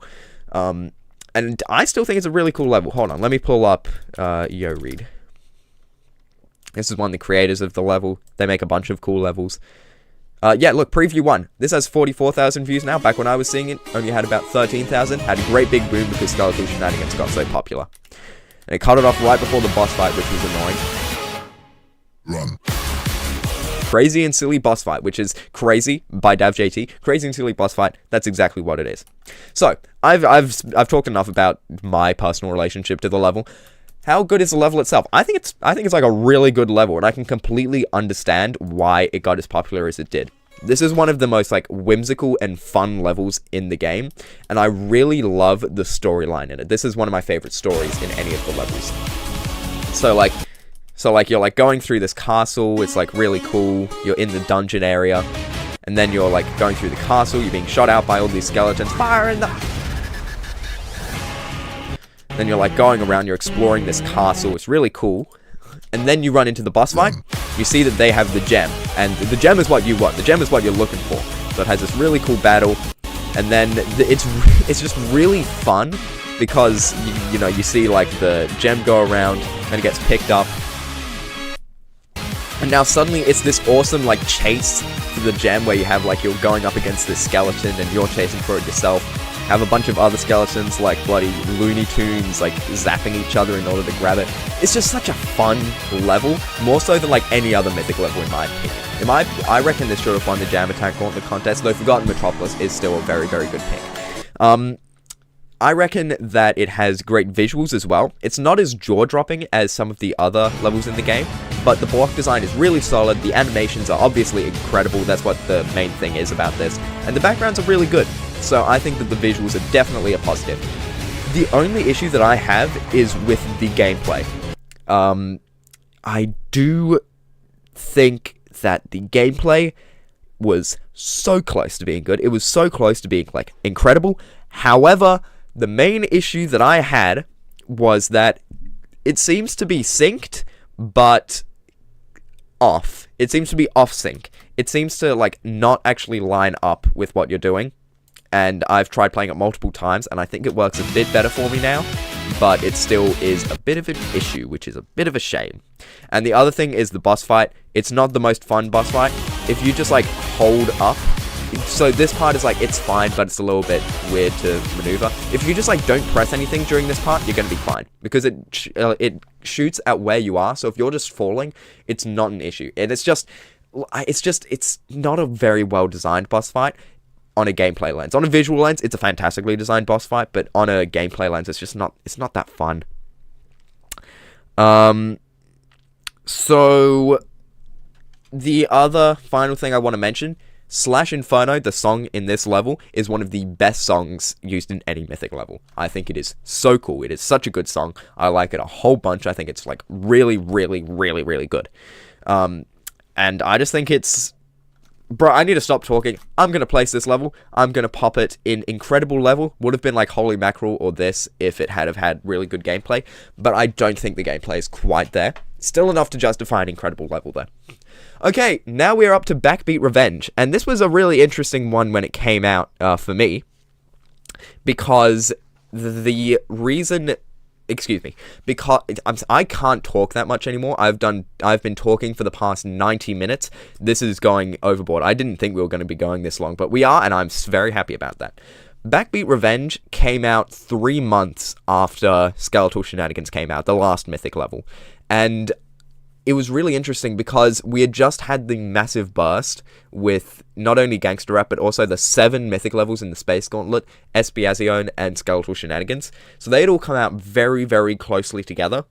And now we have Backbeat Revenge, which took 3 months to come out after. And I was kind of liking that. I was liking how the next Mythic level was going to have to be something really special in order to get people back into the Mythic feeling. Now, as you can see here, there have been 6 Mythics since that comes out, and probably new ones coming pretty soon. So we are definitely in a new Mythic rush. But Backbeat Revenge as a level feels like it was made for me to love, because not only is it very high intensity, which is one of my favorite vibes for a level, it's really flashy, which I think is really good for the intensity.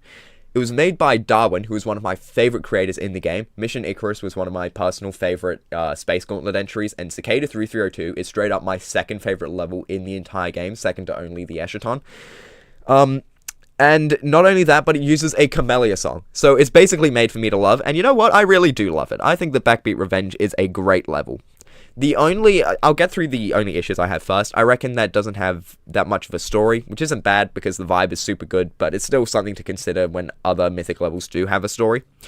And there is, like, a bit of gameplay weirdness, and I think it was a bad decision to make an event level that was made for the game this flashy. I don't think that was the right decision or the right thing to do. But anyways, that's neither here nor there. Backbeat Revenge is, in my opinion, a really cool, really high energy level that is very, very fun. I think that it matches the song really well. Darwin is very, very good at song representation, especially when it comes to fast-paced Camellia music. So not only do you get like that kind of feel through the gameplay, but you also get it through the visuals themselves.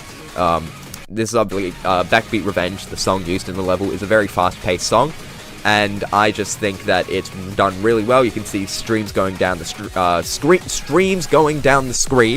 and I think that was really cool. I think that not only this, but... Oh, far out, what did I do? Oh, that's not an issue at all. I will say that I think this level has a shockingly large amount of readability. Actually, this is another one that's like an epilepsy warning, but like, for example, like, this part here looks really... It's hard to talk about without being able to see the full thing. But it looks like this part would be really, really bad. But it actually is, like, surprisingly easy to read, given the arrows and all that. I've played through it multiple times, and it's actually really, really fun. So, I definitely say that the gameplay is a positive here. I think there are a lot of points where the gameplay matches the music up really well. Like, for example, this part with the swing copter. It's like the music is really flowy, and so is the gameplay. As you can see there. I reckon that the level does a really good job with getting the intensity across, and it's just overall a really cool level. It's probably one of my favorite event levels in the game. And again, the only issue being that I think it's too flashy, given that it was commissioned to be an event level, and it doesn't have that much world building. So I reckon Backbeat Revenge is really good. I'm going to put it right up there with incredible level tier. Okay, let's go. Now we have Neptune's Path, which is so... I love Neptune's Path a whole lot. I reckon it gets its vibe across super duper well, and I reckon that has fantastic song choice, it has fantastic decoration. It's one of my favorite feeling Mythic levels in the game, because it doesn't feel like it's trying too hard. Like, as much as I like Alien Dream Emulator and Final Orbit, they definitely feel like they're trying really hard to be good levels. Neptune's Path is not like that at all. Neptune's Path was made by Nikki1340. I can't remember what the numbers at the end of their name are. However, they are one of the people that made the first level in the Fire Gauntlet Outer Space, which is very interesting that they come back with a level this good and high quality. But nonetheless, I just think it is a fantastic feeling level. But I actually have an interesting story when it comes to... Neptune's Path, because the thing about Neptune's Path is that on the day it released, at like 7 o'clock that day, Viprin released a premiere of a video. And the video that was premiering was Video. That was the name of the video. That was the name of the level that was premiering. And I watched the premiere of it. I like kind of went in and out of it, and I figured, oh, since this level is being premiered, it's probably going to get like a really high rating, like Mythic or something. That level, as I said, Video by Maximed, it is one of my favorite legendary levels in the game. It'd be in the actual tier. However, it ended up saying in the description that it probably wasn't going to get Mythic, and it ended up not getting Mythic. And I was just like, okay, well, why was it premiered then? I still think it's a cool level. I just don't get why it would be premiered if it wasn't that high quality. Thank you, Nitrix, for saying WVid. But then, later in the day, while I was in class and I was just kind of looking at a computer because I was doing my work, or like avoiding doing my work, it randomly showed up Neptune's Path had released, and I checked the description for that, and that's just a Mythic level. Just came completely out of the blue. But anyways, nonetheless, I love Neptune's Path a whole lot, and I think it does everything that it needs to really, really, really well. My only issue... I won't get into issues yet, actually. The gameplay is really solid. It uses the mechanic of having this submarine really well. It's a really well thought out mechanic, and it uses it not excessively, but in very creative ways. I really like how well the level gets across this very calming feel. This song that you're hearing right now was also made by the creator, Nikki1202. There it is. And then as it moves across, it has this really cool, like, kind of, like, soft vibe to it. There are a lot of Mythic levels that feel like you're going on a journey, and this one does that too, but in a much more, like simple sense. It feels like you're not going on a dangerous journey the same way you are in Throat of the World or something. It feels like you're, like, exploring this deep and dark world, like you're in Subnautica or something without the bloody Reaper Leviathans. I really enjoy the feel that this level has. It's so calm, and it feels like you don't have to worry about anything while you're playing this level. Like I've said before, the gameplay is good. It's explored in very interesting ways. You can see later on that it introduces this idea of a cannon, or the hang glider, in order to progress through the level. I reckon that that was really creative, and it has a lot of cool puzzles to solve. I don't have any issues with the gameplay whatsoever. Oh,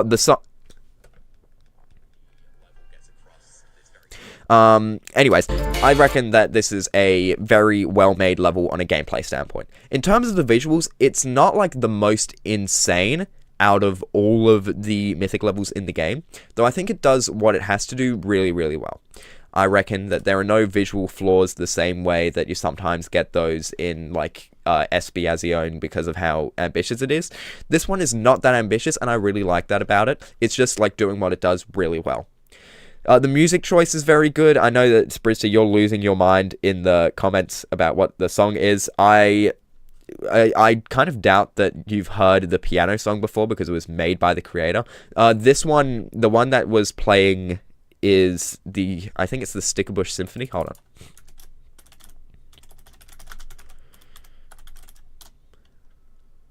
Yeah. So this might have been the song that you were talking about. I love this song so much. It's so calming and nice. It's the one that's used in the, excuse me. It's the one that's used in the, I can't remember the name for it. Like menus on YouTube, where it's like, take a rest in life, and people say, checkpoint acquired, I just finished college. It's the one that's used in that. And I just think, yeah.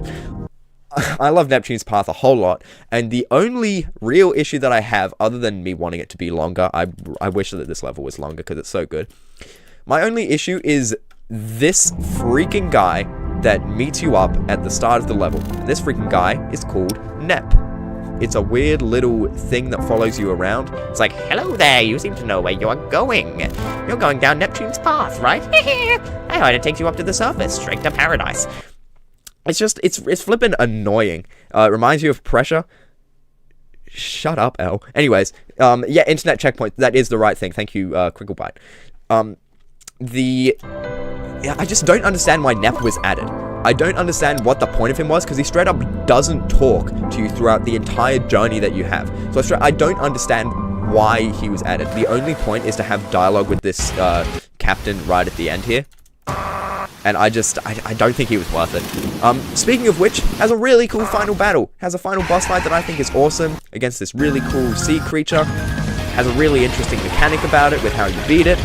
And I especially really love this feeling, like, right near the end of the battle, where you have to, like, get up and you hit that one checkpoint, and then it shoots you up in the air, and then the laser's going down, and you're, like, bloody going. It's super cool. It is a super cool level, super cool final boss. This level does everything that it needs to perfectly, and I think I'm going to be putting it in What the Actual tier. I've got a lot of levels in What the Actual tier, which I think makes sense, because these are all Mythic levels. Okay. Alright, we now have Space Invaders, which I might be facing a fair bit of flack for. So, here's the thing about Space Invaders. Space Invaders, in my opinion, has very solid gameplay. I reckon that the gameplay is really well choreographed and it fits the song very well. Speaking of which, Battle Against a True Hero? Yes, Battle Against a True Hero is correct. Anyways, this level has very good gameplay. I reckon that it has a fantastic song. Space Invaders is a great song, and it represents the song really well through not only the gameplay, but also the visuals and everything to do with that. I reckon that it has, like, a really cool, whimsical story about it. Like, you can see here, you got, like, aliens invading Earth, and they're like taking charge of everything, and it's super intense, and it gets across that really well, mainly in the first try. So I think that this level does a lot of things really correct. So, do I think that it deserves Mythic? No, I do not think. This is, in my opinion, this is the main Mythic level that I think of not deserving Mythic. And the reason for that is I don't like the visuals at all, really. I just don't think it looks good in the slightest. Subwoofer is in some ways become the new Carmel, because I feel like they get very much prioritized by Rob. RobTop just basically does a lot of glazing of this guy. I'm going to be honest. There was a recent thing, he made a 1.0 layout and it got rated. And I'm not saying that it didn't deserve the rate. I'm just saying that if I had have made that level, it wouldn't have gotten rated. And that's the definition of a creator bias. And I reckon there is a bit of bias going on here. But I don't want to blame it all on that, since a lot of people do seem to like this level a whole bunch. So I'm going to be honest here and just say that the visuals in this level do not do anything for me. I reckon that there are a lot of moments where the color scheme just doesn't fit the level that well. Like, for example, I don't think the red is that appealing. And there are a lot of times in which the designs and, the creatures will look strangely pixelated because of how they've been scaled, or just really weird in general. Specifically, look at that extreme demon right there. I'm gonna go back to it. Look at the extreme demon. That's not mythic worthy in my opinion, and I can't lie and say that I think it's really good. So I just, and for example, let's go to this part here, and it's just I'm sorry, but mythic levels in the game were first expected to be something that were really high quality, really game breaking. But now we've learned that they're supposed to be just really good levels all around. And I reckon that this one is really good in a lot of ways, but it is most definitely not good from a visual standpoint. So I do not think it should have gotten Mythic. And I've played through it, I think it's a fun level, but I just have a lot of issues with the visuals. The other main part where I have issues with it is the boss fight. I do not, actually, hold on. First off, I like the inclusion of Danger in this coin route. Danger is a really cool song made by Boom Kitty and Temanite. Go listen to it. However, I don't like the coin routes very much at all. I think that the coin routes don't improve the quality of the level. And not to go too far too quick, but Funhouse is another level that has really intense coin routes.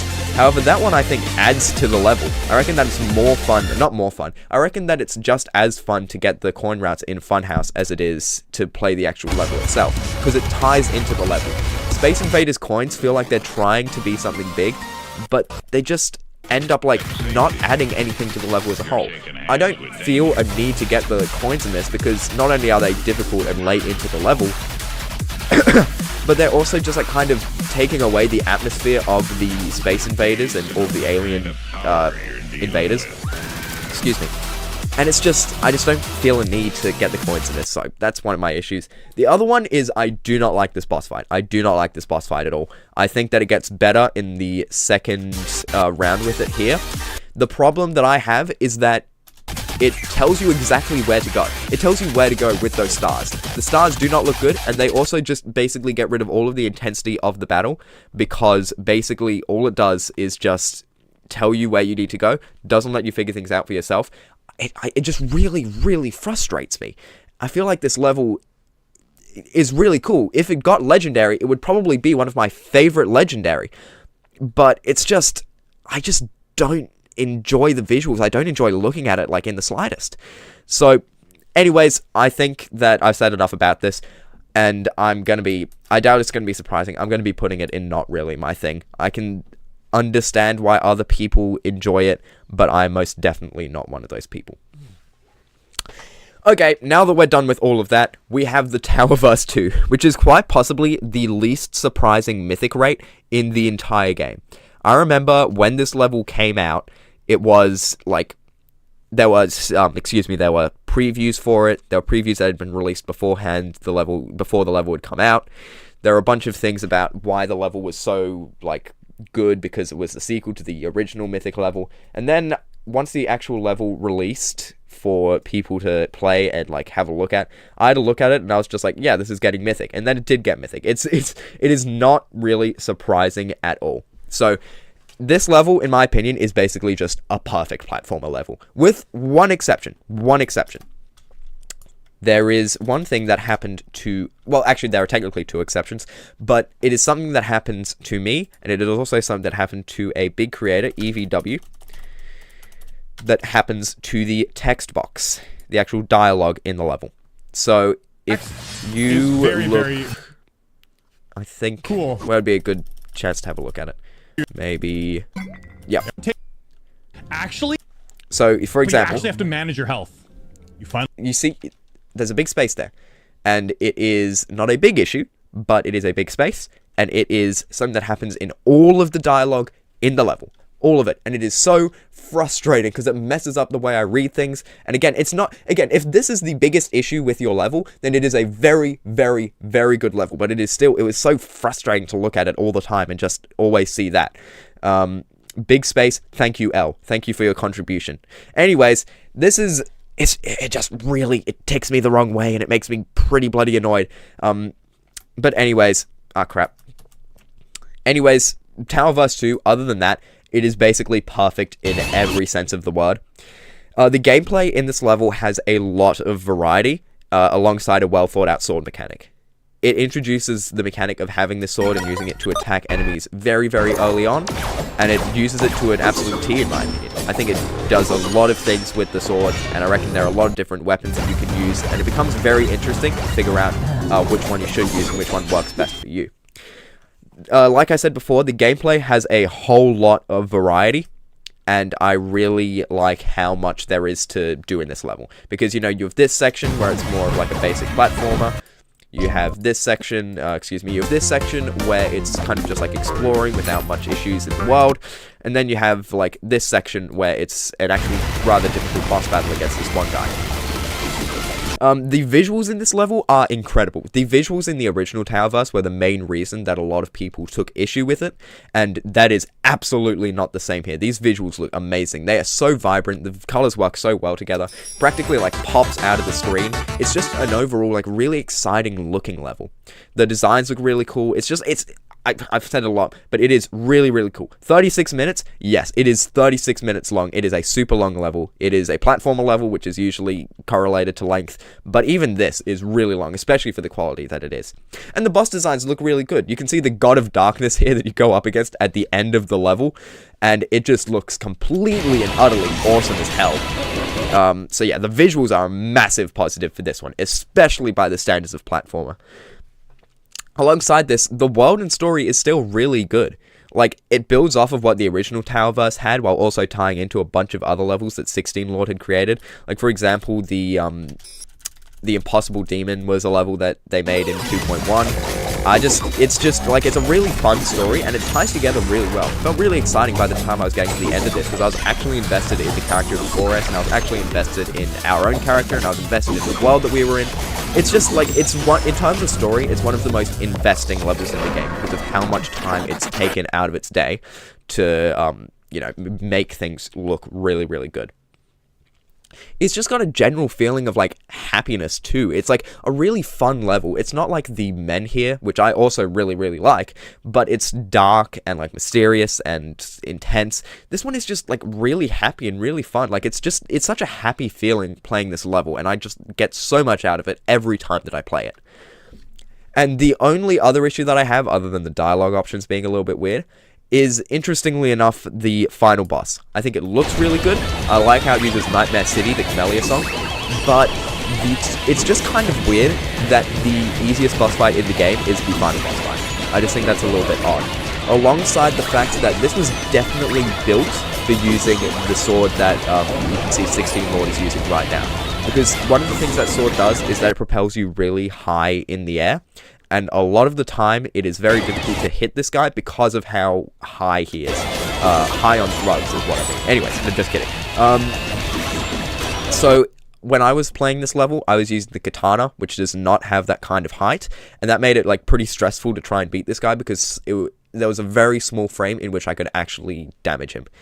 But that's not really too much of an issue. Another weird thing I have is just, I feel like the pacing is really good in this one on a story level, up until you get to the final boss. I would have liked a little bit more build up to this encounter, and a little bit more like talking about it once you've defeated it. I just think that in terms of the story, it falls apart like a little bit by the end, and it's definitely probably the weakest part of the level for me, but that doesn't negate the fact that everything else in this level is insanely good and awesome, and I will be giving it a absolute what the actual.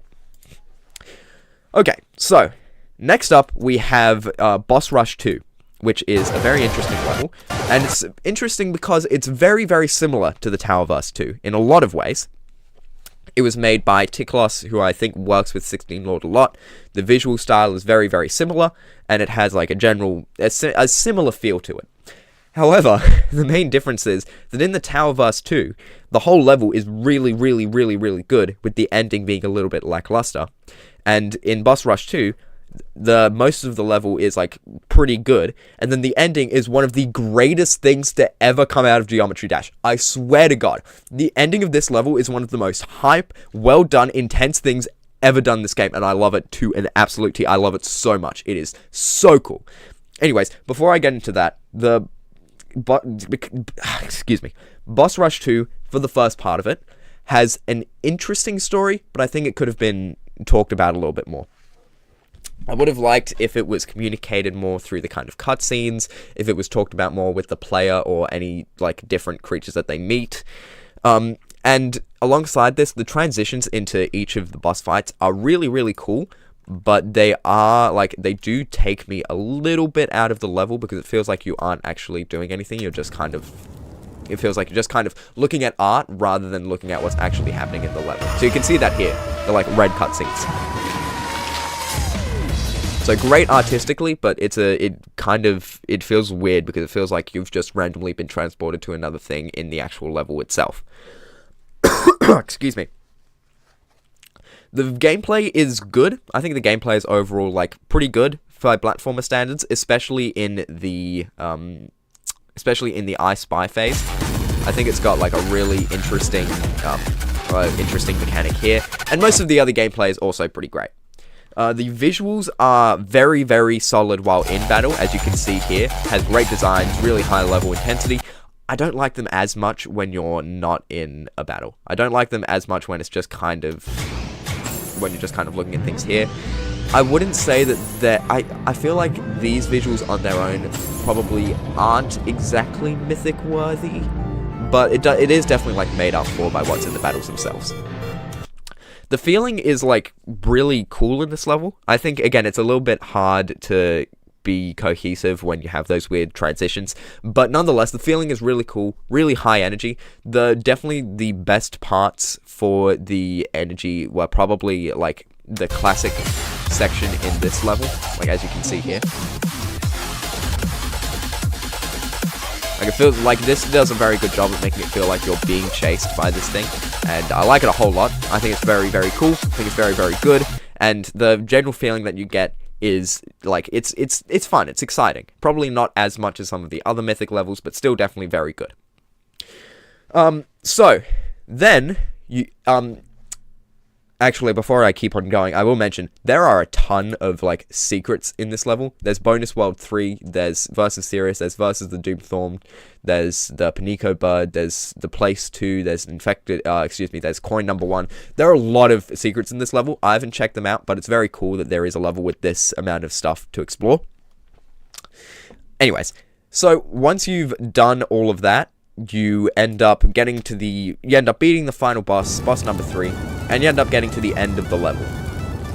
However, Not so fast, little one.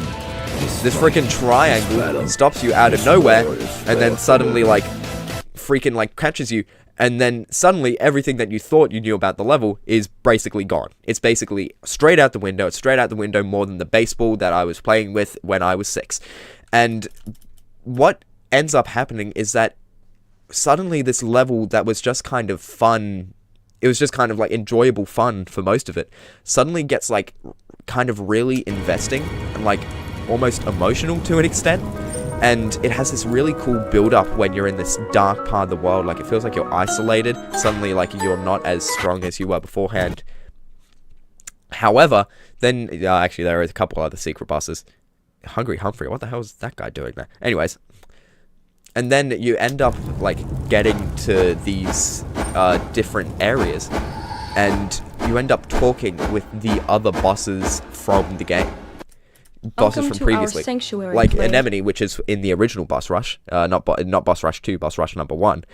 You end up getting like to talk to her, and you too is a butterfly, and you like get encouragements from her, and then you get encouragements from like all of the other different boss fights, and you can see all of them in the background over there, and it's like, it's corny, sure, but it's like also really, like, it feels really climactic. It feels like you're looking back at everything you've gone through in preparation for the final boss fight that you'll ever experience in the game.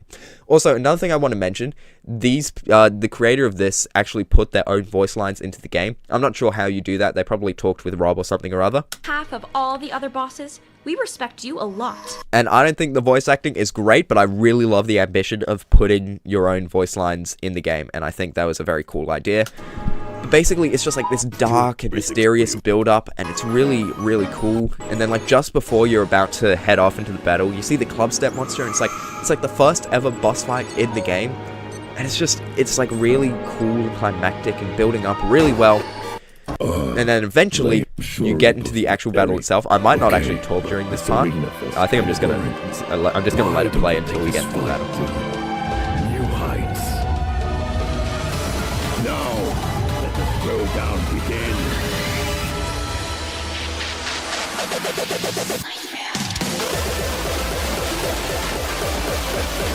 Like, come on.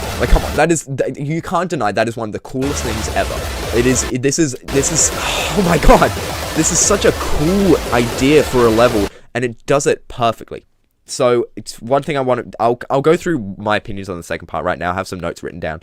The gameplay is the only thing that, like, doesn't improve. It's still solid and good. So, it basically just, the gameplay is still good.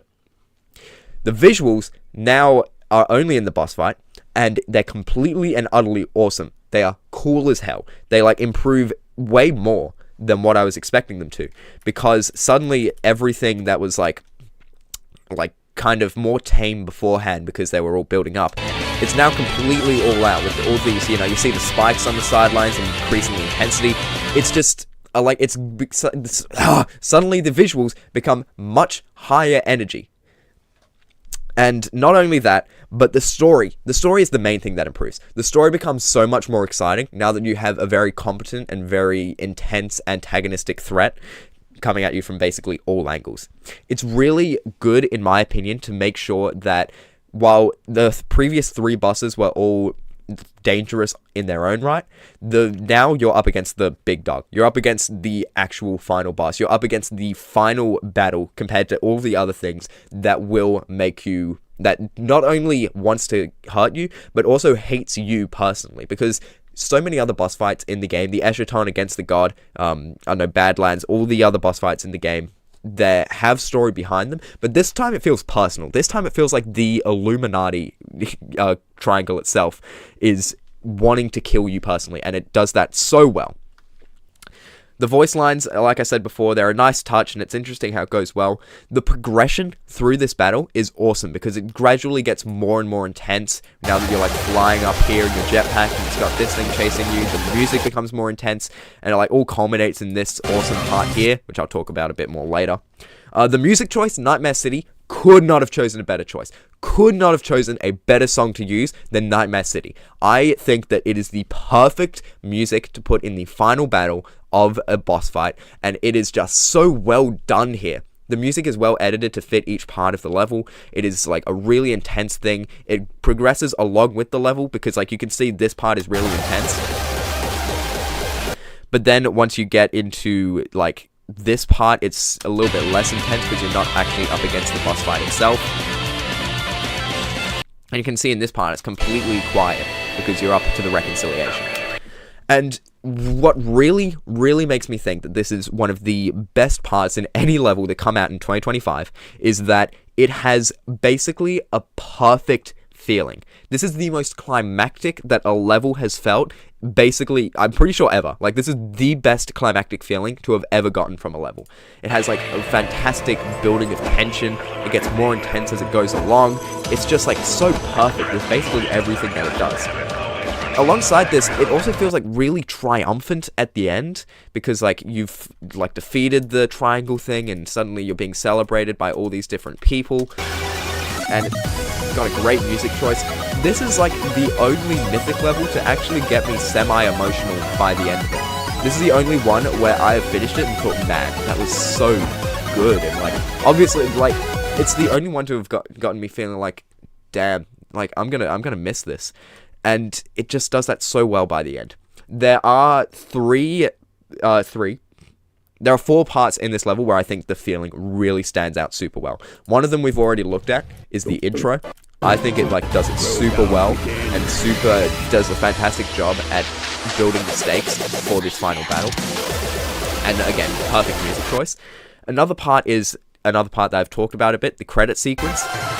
It's just got, like, a really nice vibe to it, and it's nice to have a bit of reflection after all of this, considering that this is one of the biggest, grandest feeling Mythic levels that we've ever gotten. Another part that I was surprised with how much I like was, like, this intro into, this is gonna sound really stupid, but the intro into Metropolis.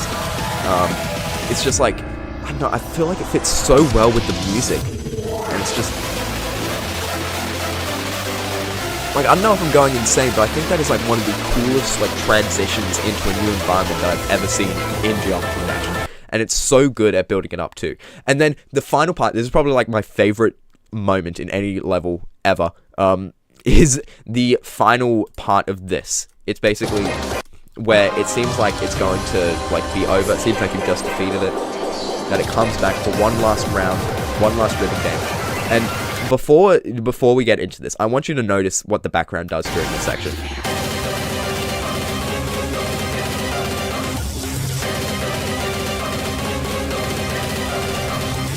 Okay, so not only are the visuals insane, not only are the visuals, like, have great color combinations and really clean, not only is the gameplay, like, fitting with the music, which is fantastic to improve the tension for the climax, not only is the music a fantastic choice for the climax, the ending of a level, and all of that just combines together to create something really good, but also, while you're falling through this, you're entering the different arenas where you fought the previous main bosses in.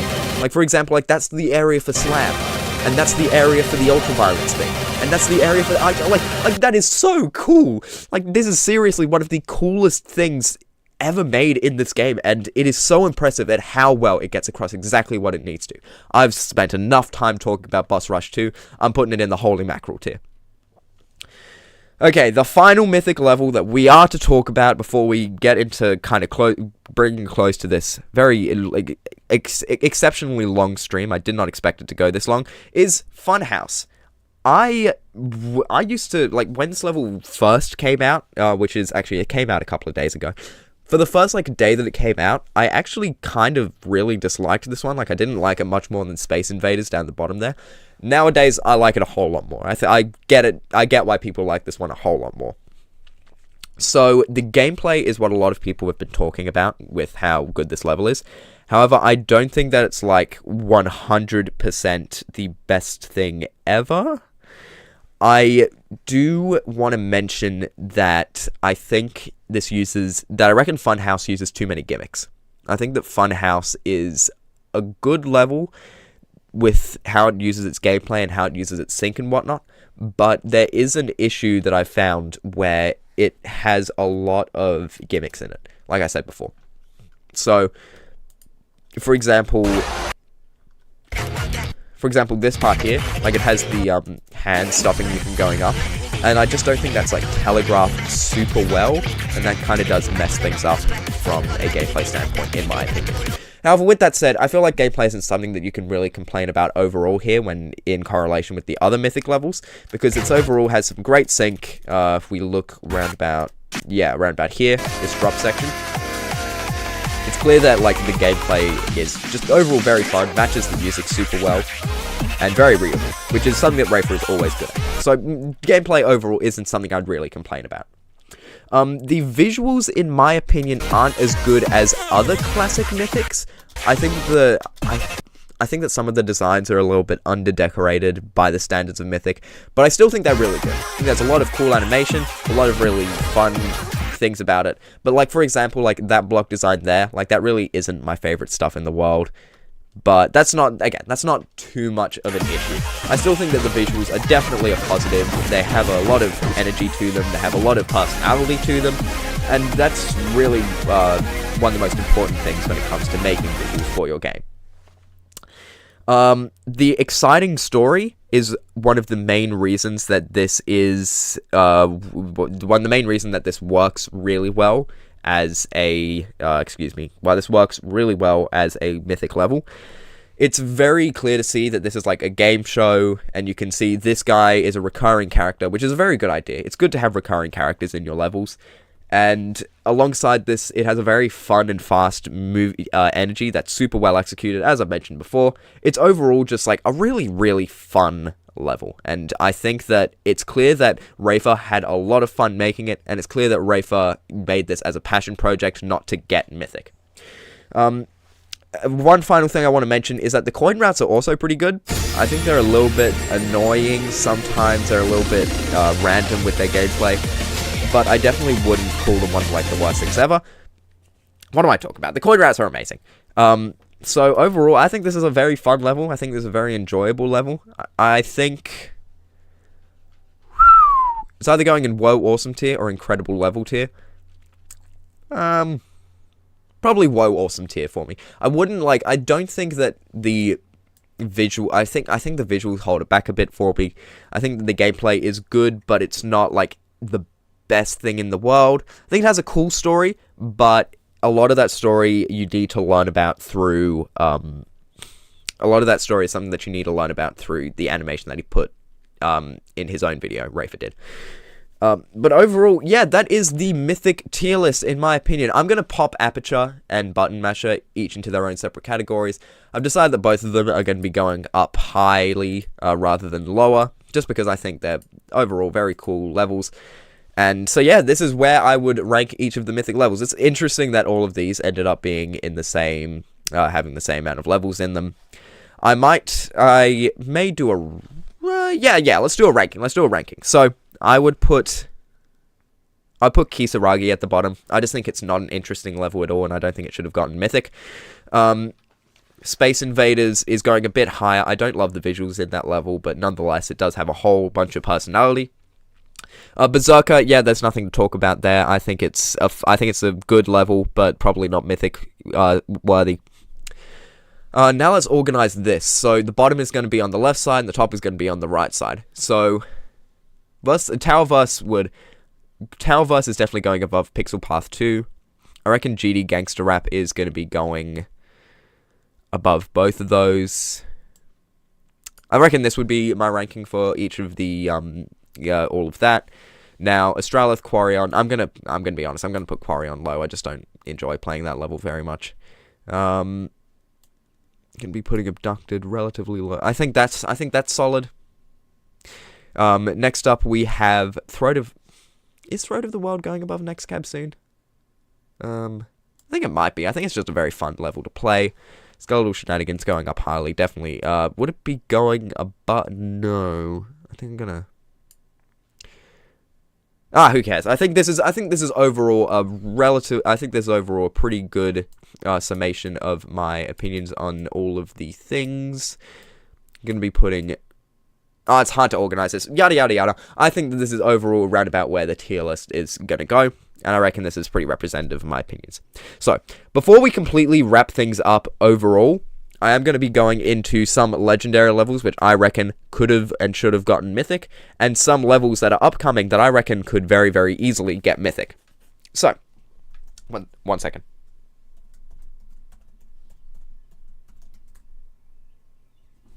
Never mind. So, YouTube. Okay. First thing I'm going to go into, there were 2 NCS Gauntlet entries, which I reckon could have easily gotten Mythic. One of them was still very much liked. The other one was not as much loved. So, the first one I reckon is pretty obvious, and it is Magistro. Magistro got above WannaCry in the Gauntlet contest but it still got legendary, which is a bit weird. It's just something to do with how they ranked the levels. Like, Magistro was rated before WannaCry was rated, so it's just a bit hard to figure out. But nonetheless, I think that Magistro is one of the best looking levels in the entire game. And it also has a really exciting vibe to it. So yeah, really high energy, really good visuals. The main reason that I reckon it wasn't given Mythic was because of the gameplay, which honestly, I don't think is bad at all. I reckon it's definitely Mythic worthy overall. Has a great vibe, great decoration. The gameplay, yes, it's a bit weird, especially like during this ship part that's coming up right now. It's a bit weird to maneuver and figure it out. But nonetheless, I still think it's very, very cool. But still, overall, it didn't get Mythic, which is a shame, but I reckon a lot of people like this level. A level that was severely maligned, in my opinion, was Exotic Soul, which got 13th in the entire list, which is insane, in my opinion.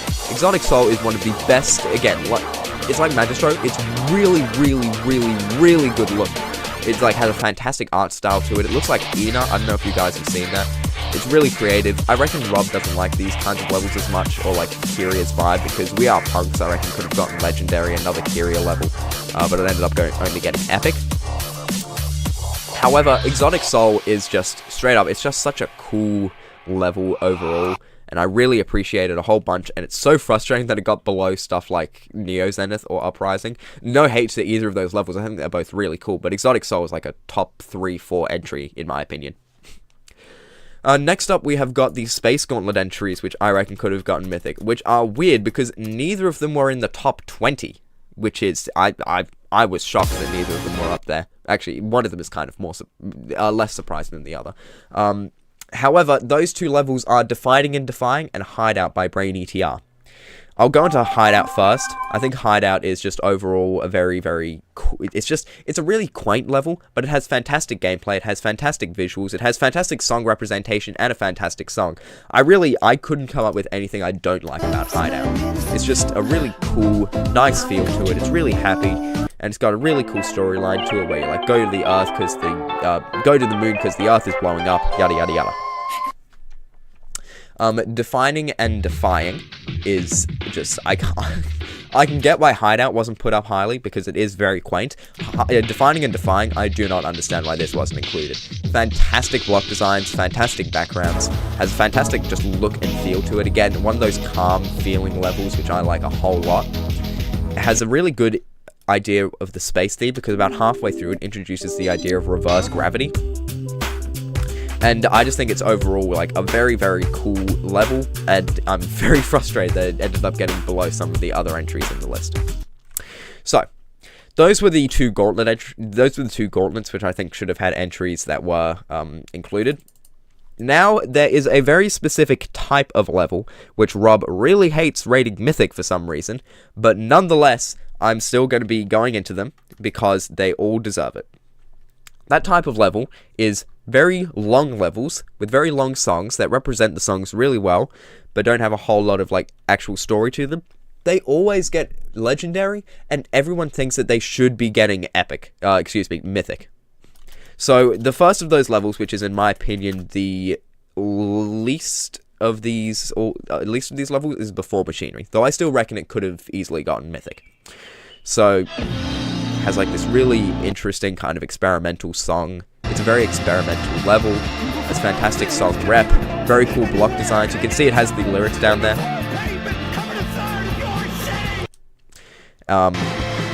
Really interesting vibe, builds up really well, has a really intense climax by the end of it. Excuse me, I'll go back a bit. As you can see here, super high energy, super creepy, and again, it is 8.5 minutes long, so I reckon this could have gotten Mythic, though I understand why it wasn't.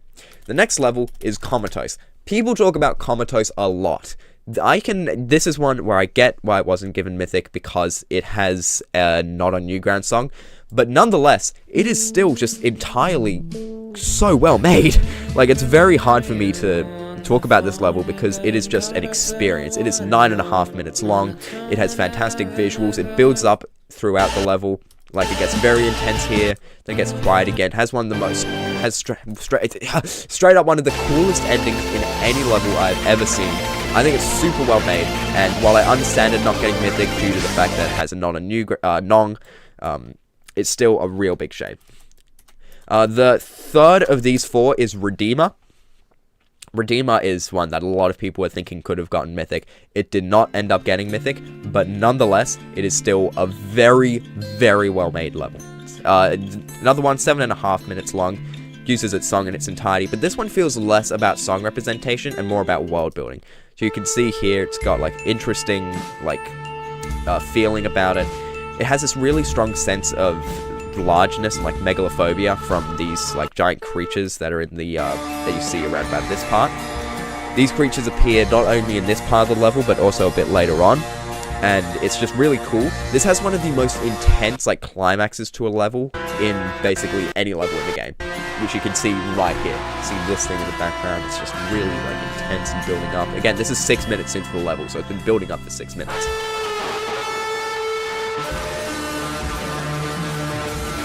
Yeah, this level is an absolute experience, though it is a beast to play. I've heard it's about it's harder than Bloodbath by a significant amount, and it's rated a 27 on the Demon Ladder, which is pretty massive.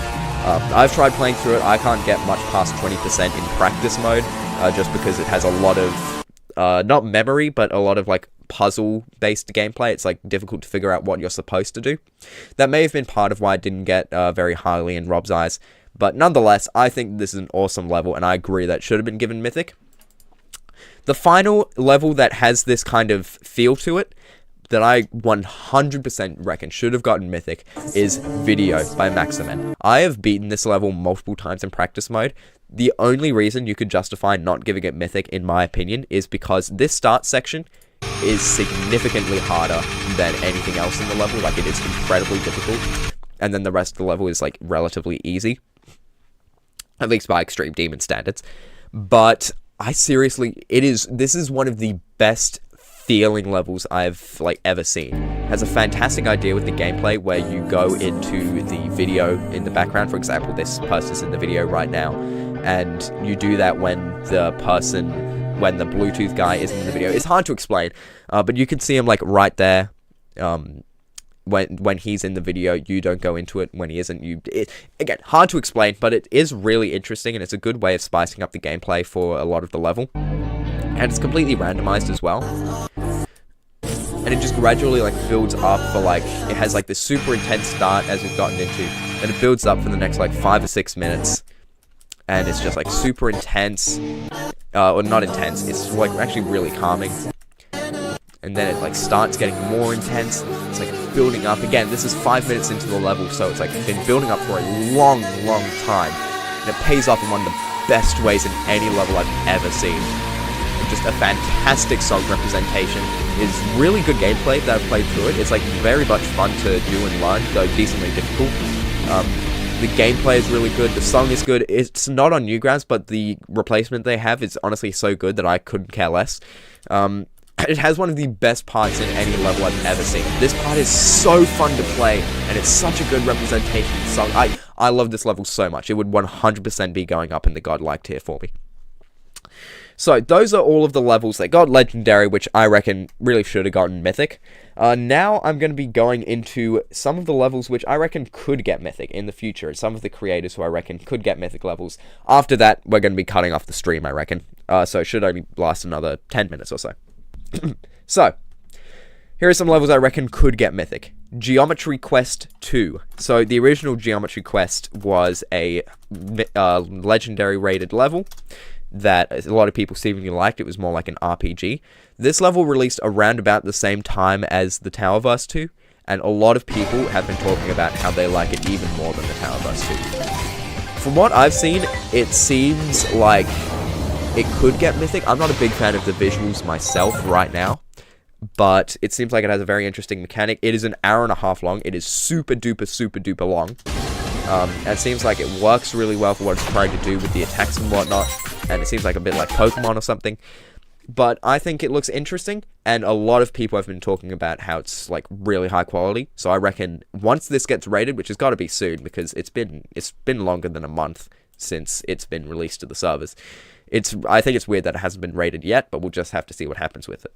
Next level that I've been waiting for a long time now is the Blackfire Backfire event level for Geometry Dash. So when you look at the... So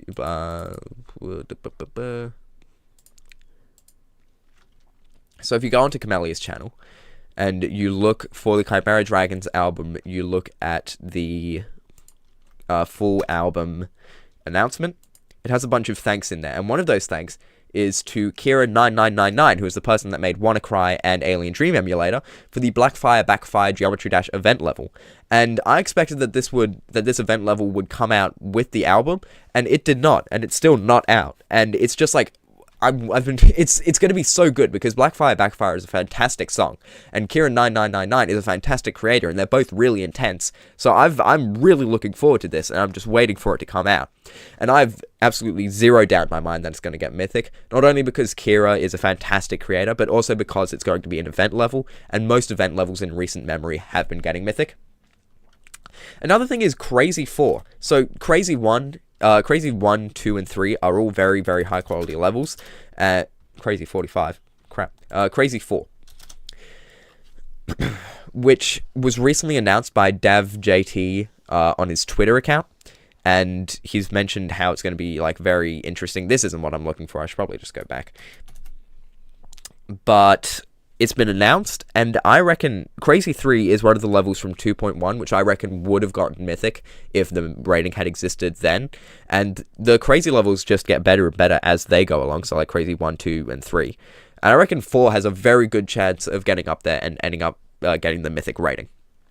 Next thing I want to bring up is Glubfubber's levels. So Glubfubbers has made a lot of very much high quality levels in the past, and they seem to be like on a bit of an incline right now.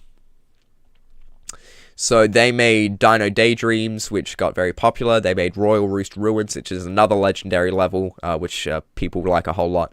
They made Punch, which is one of the best auto levels in the game, in my opinion. They've just basically made a whole lot of really cool, like, kind of quaint-ish, but also just well-designed levels, and I reckon they have a Mythic coming up at some point. Alongside this, very similar to Glubfubbers, is VPI, who made Space Gauntlet entries. That's definitely not who I'm looking for. VPI GD. They made Point of View. Oh crap, Glubfubbers didn't make Punch, BPI made Punch. So they did Point of View, they did Punch, they did Interstice, and they make a whole lot of easy levels. Boundless is like a 2-star. So the main thing holding them back from getting Mythic, in my opinion, is the fact that they make really easy levels, and Rob seems a little bit averse to giving easy levels Mythic ratings. But I still think that they're a really, really cool creator. They make a whole lot of really well-designed levels, as you can see right there, and I reckon they have a good shot of eventually getting themselves a Mythic. The last one is Audiovisual, who needs absolutely no introduction, but Audiovisual has always been one of the biggest creators in the community. People always really like Audiovisual, and I reckon they just have a Mythic coming up.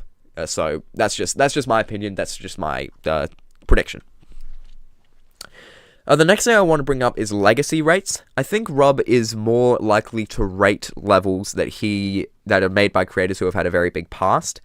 This includes Space-Time Continuum with Destasy and Funhouse with Rafer, both of which are obviously Mythic-worthy levels, but I reckon there's still a good chance that they were considered and given Mythic because of the fact that they were made by big creators in the past. So I reckon maybe Sapunj has a Mythic coming up at some point, because Sapunj definitely seems to be one of the big creators on the minds of Rob and basically everyone. So Sapunj has made a lot of cool levels. They made the first legendary level, and I don't know, I reckon they have a very good chance of getting a Mythic eventually. And finally, we have the Mythics that are going to come from the random gauntlet, because the NCS gauntlet had 3 Mythic levels. The Space Gauntlet had 7 Mythic entries, so if we do the maths on that, the next one is probably going to have 15 Mythic entries. That's probably not true, but mathematically speaking, that is a result that could be came up with. Currently, there aren't any large random gauntlet previews available, other than maybe Gallowfuff with DLLL. Oh, just DLL. And so that one looks interesting, but Gallowfuff doesn't really get all that highly. I think Rob doesn't like Gallowfuff style all too much. However, there are obviously going to be a lot of big creators going into this contest. Kira has been in both the NCS and Space Gauntlet contests and made fantastic levels there, gotten 2 Mythic, so I reckon they might have something cooking up for this one too. Debbie Han has made levels for both the NCS album and Gauntlet contest, and they've gotten better. They made not only Cube Ranter for the NCS... One second. Yeah, so they made Cube Ranter for the NCS contest, and they made Jova for the Space Gauntlet contest. And both of these levels are really, really good, in my opinion, and Jova is even more detailed, and people seem to like it more than Cube Ranter. So I think they do have a Mythic coming up in the Random Gauntlet if they choose to join. Chun level 1. Hold on, let me figure out who that is.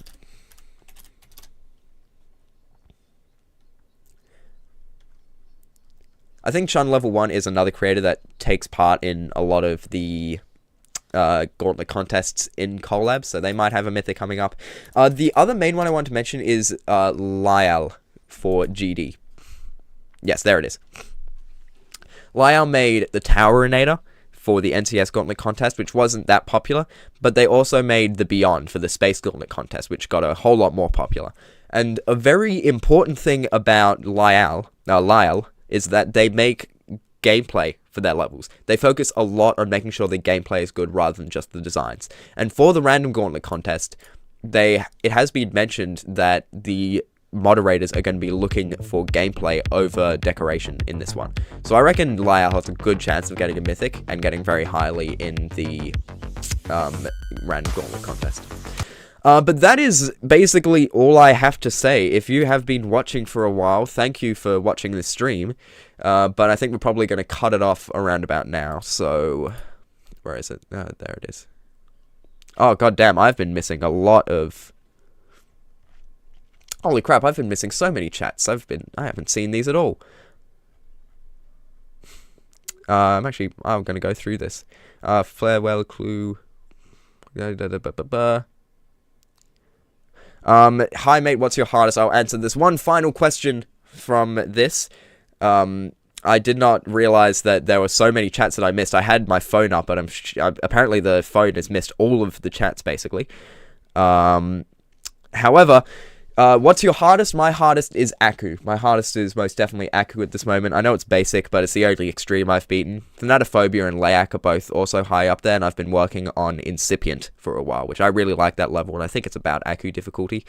But nonetheless, that is right about the end of the stream. Why is this telling me to go live? Yes, end stream, yes. So thank you all for watching. Thank you all for looking at this video. This got 135 views, which is a whole lot more than I was expecting. So thank you a whole lot for that, and a very good average view duration. So seriously, thank you, all of you guys, for looking at this little stream I put on here. If all of you could now go and watch the Bald One video I made, because that is going terribly right now, so I would appreciate it a whole bunch. Anyways. So... thank you all for watching. Have a very good day, all of you. See y'all later.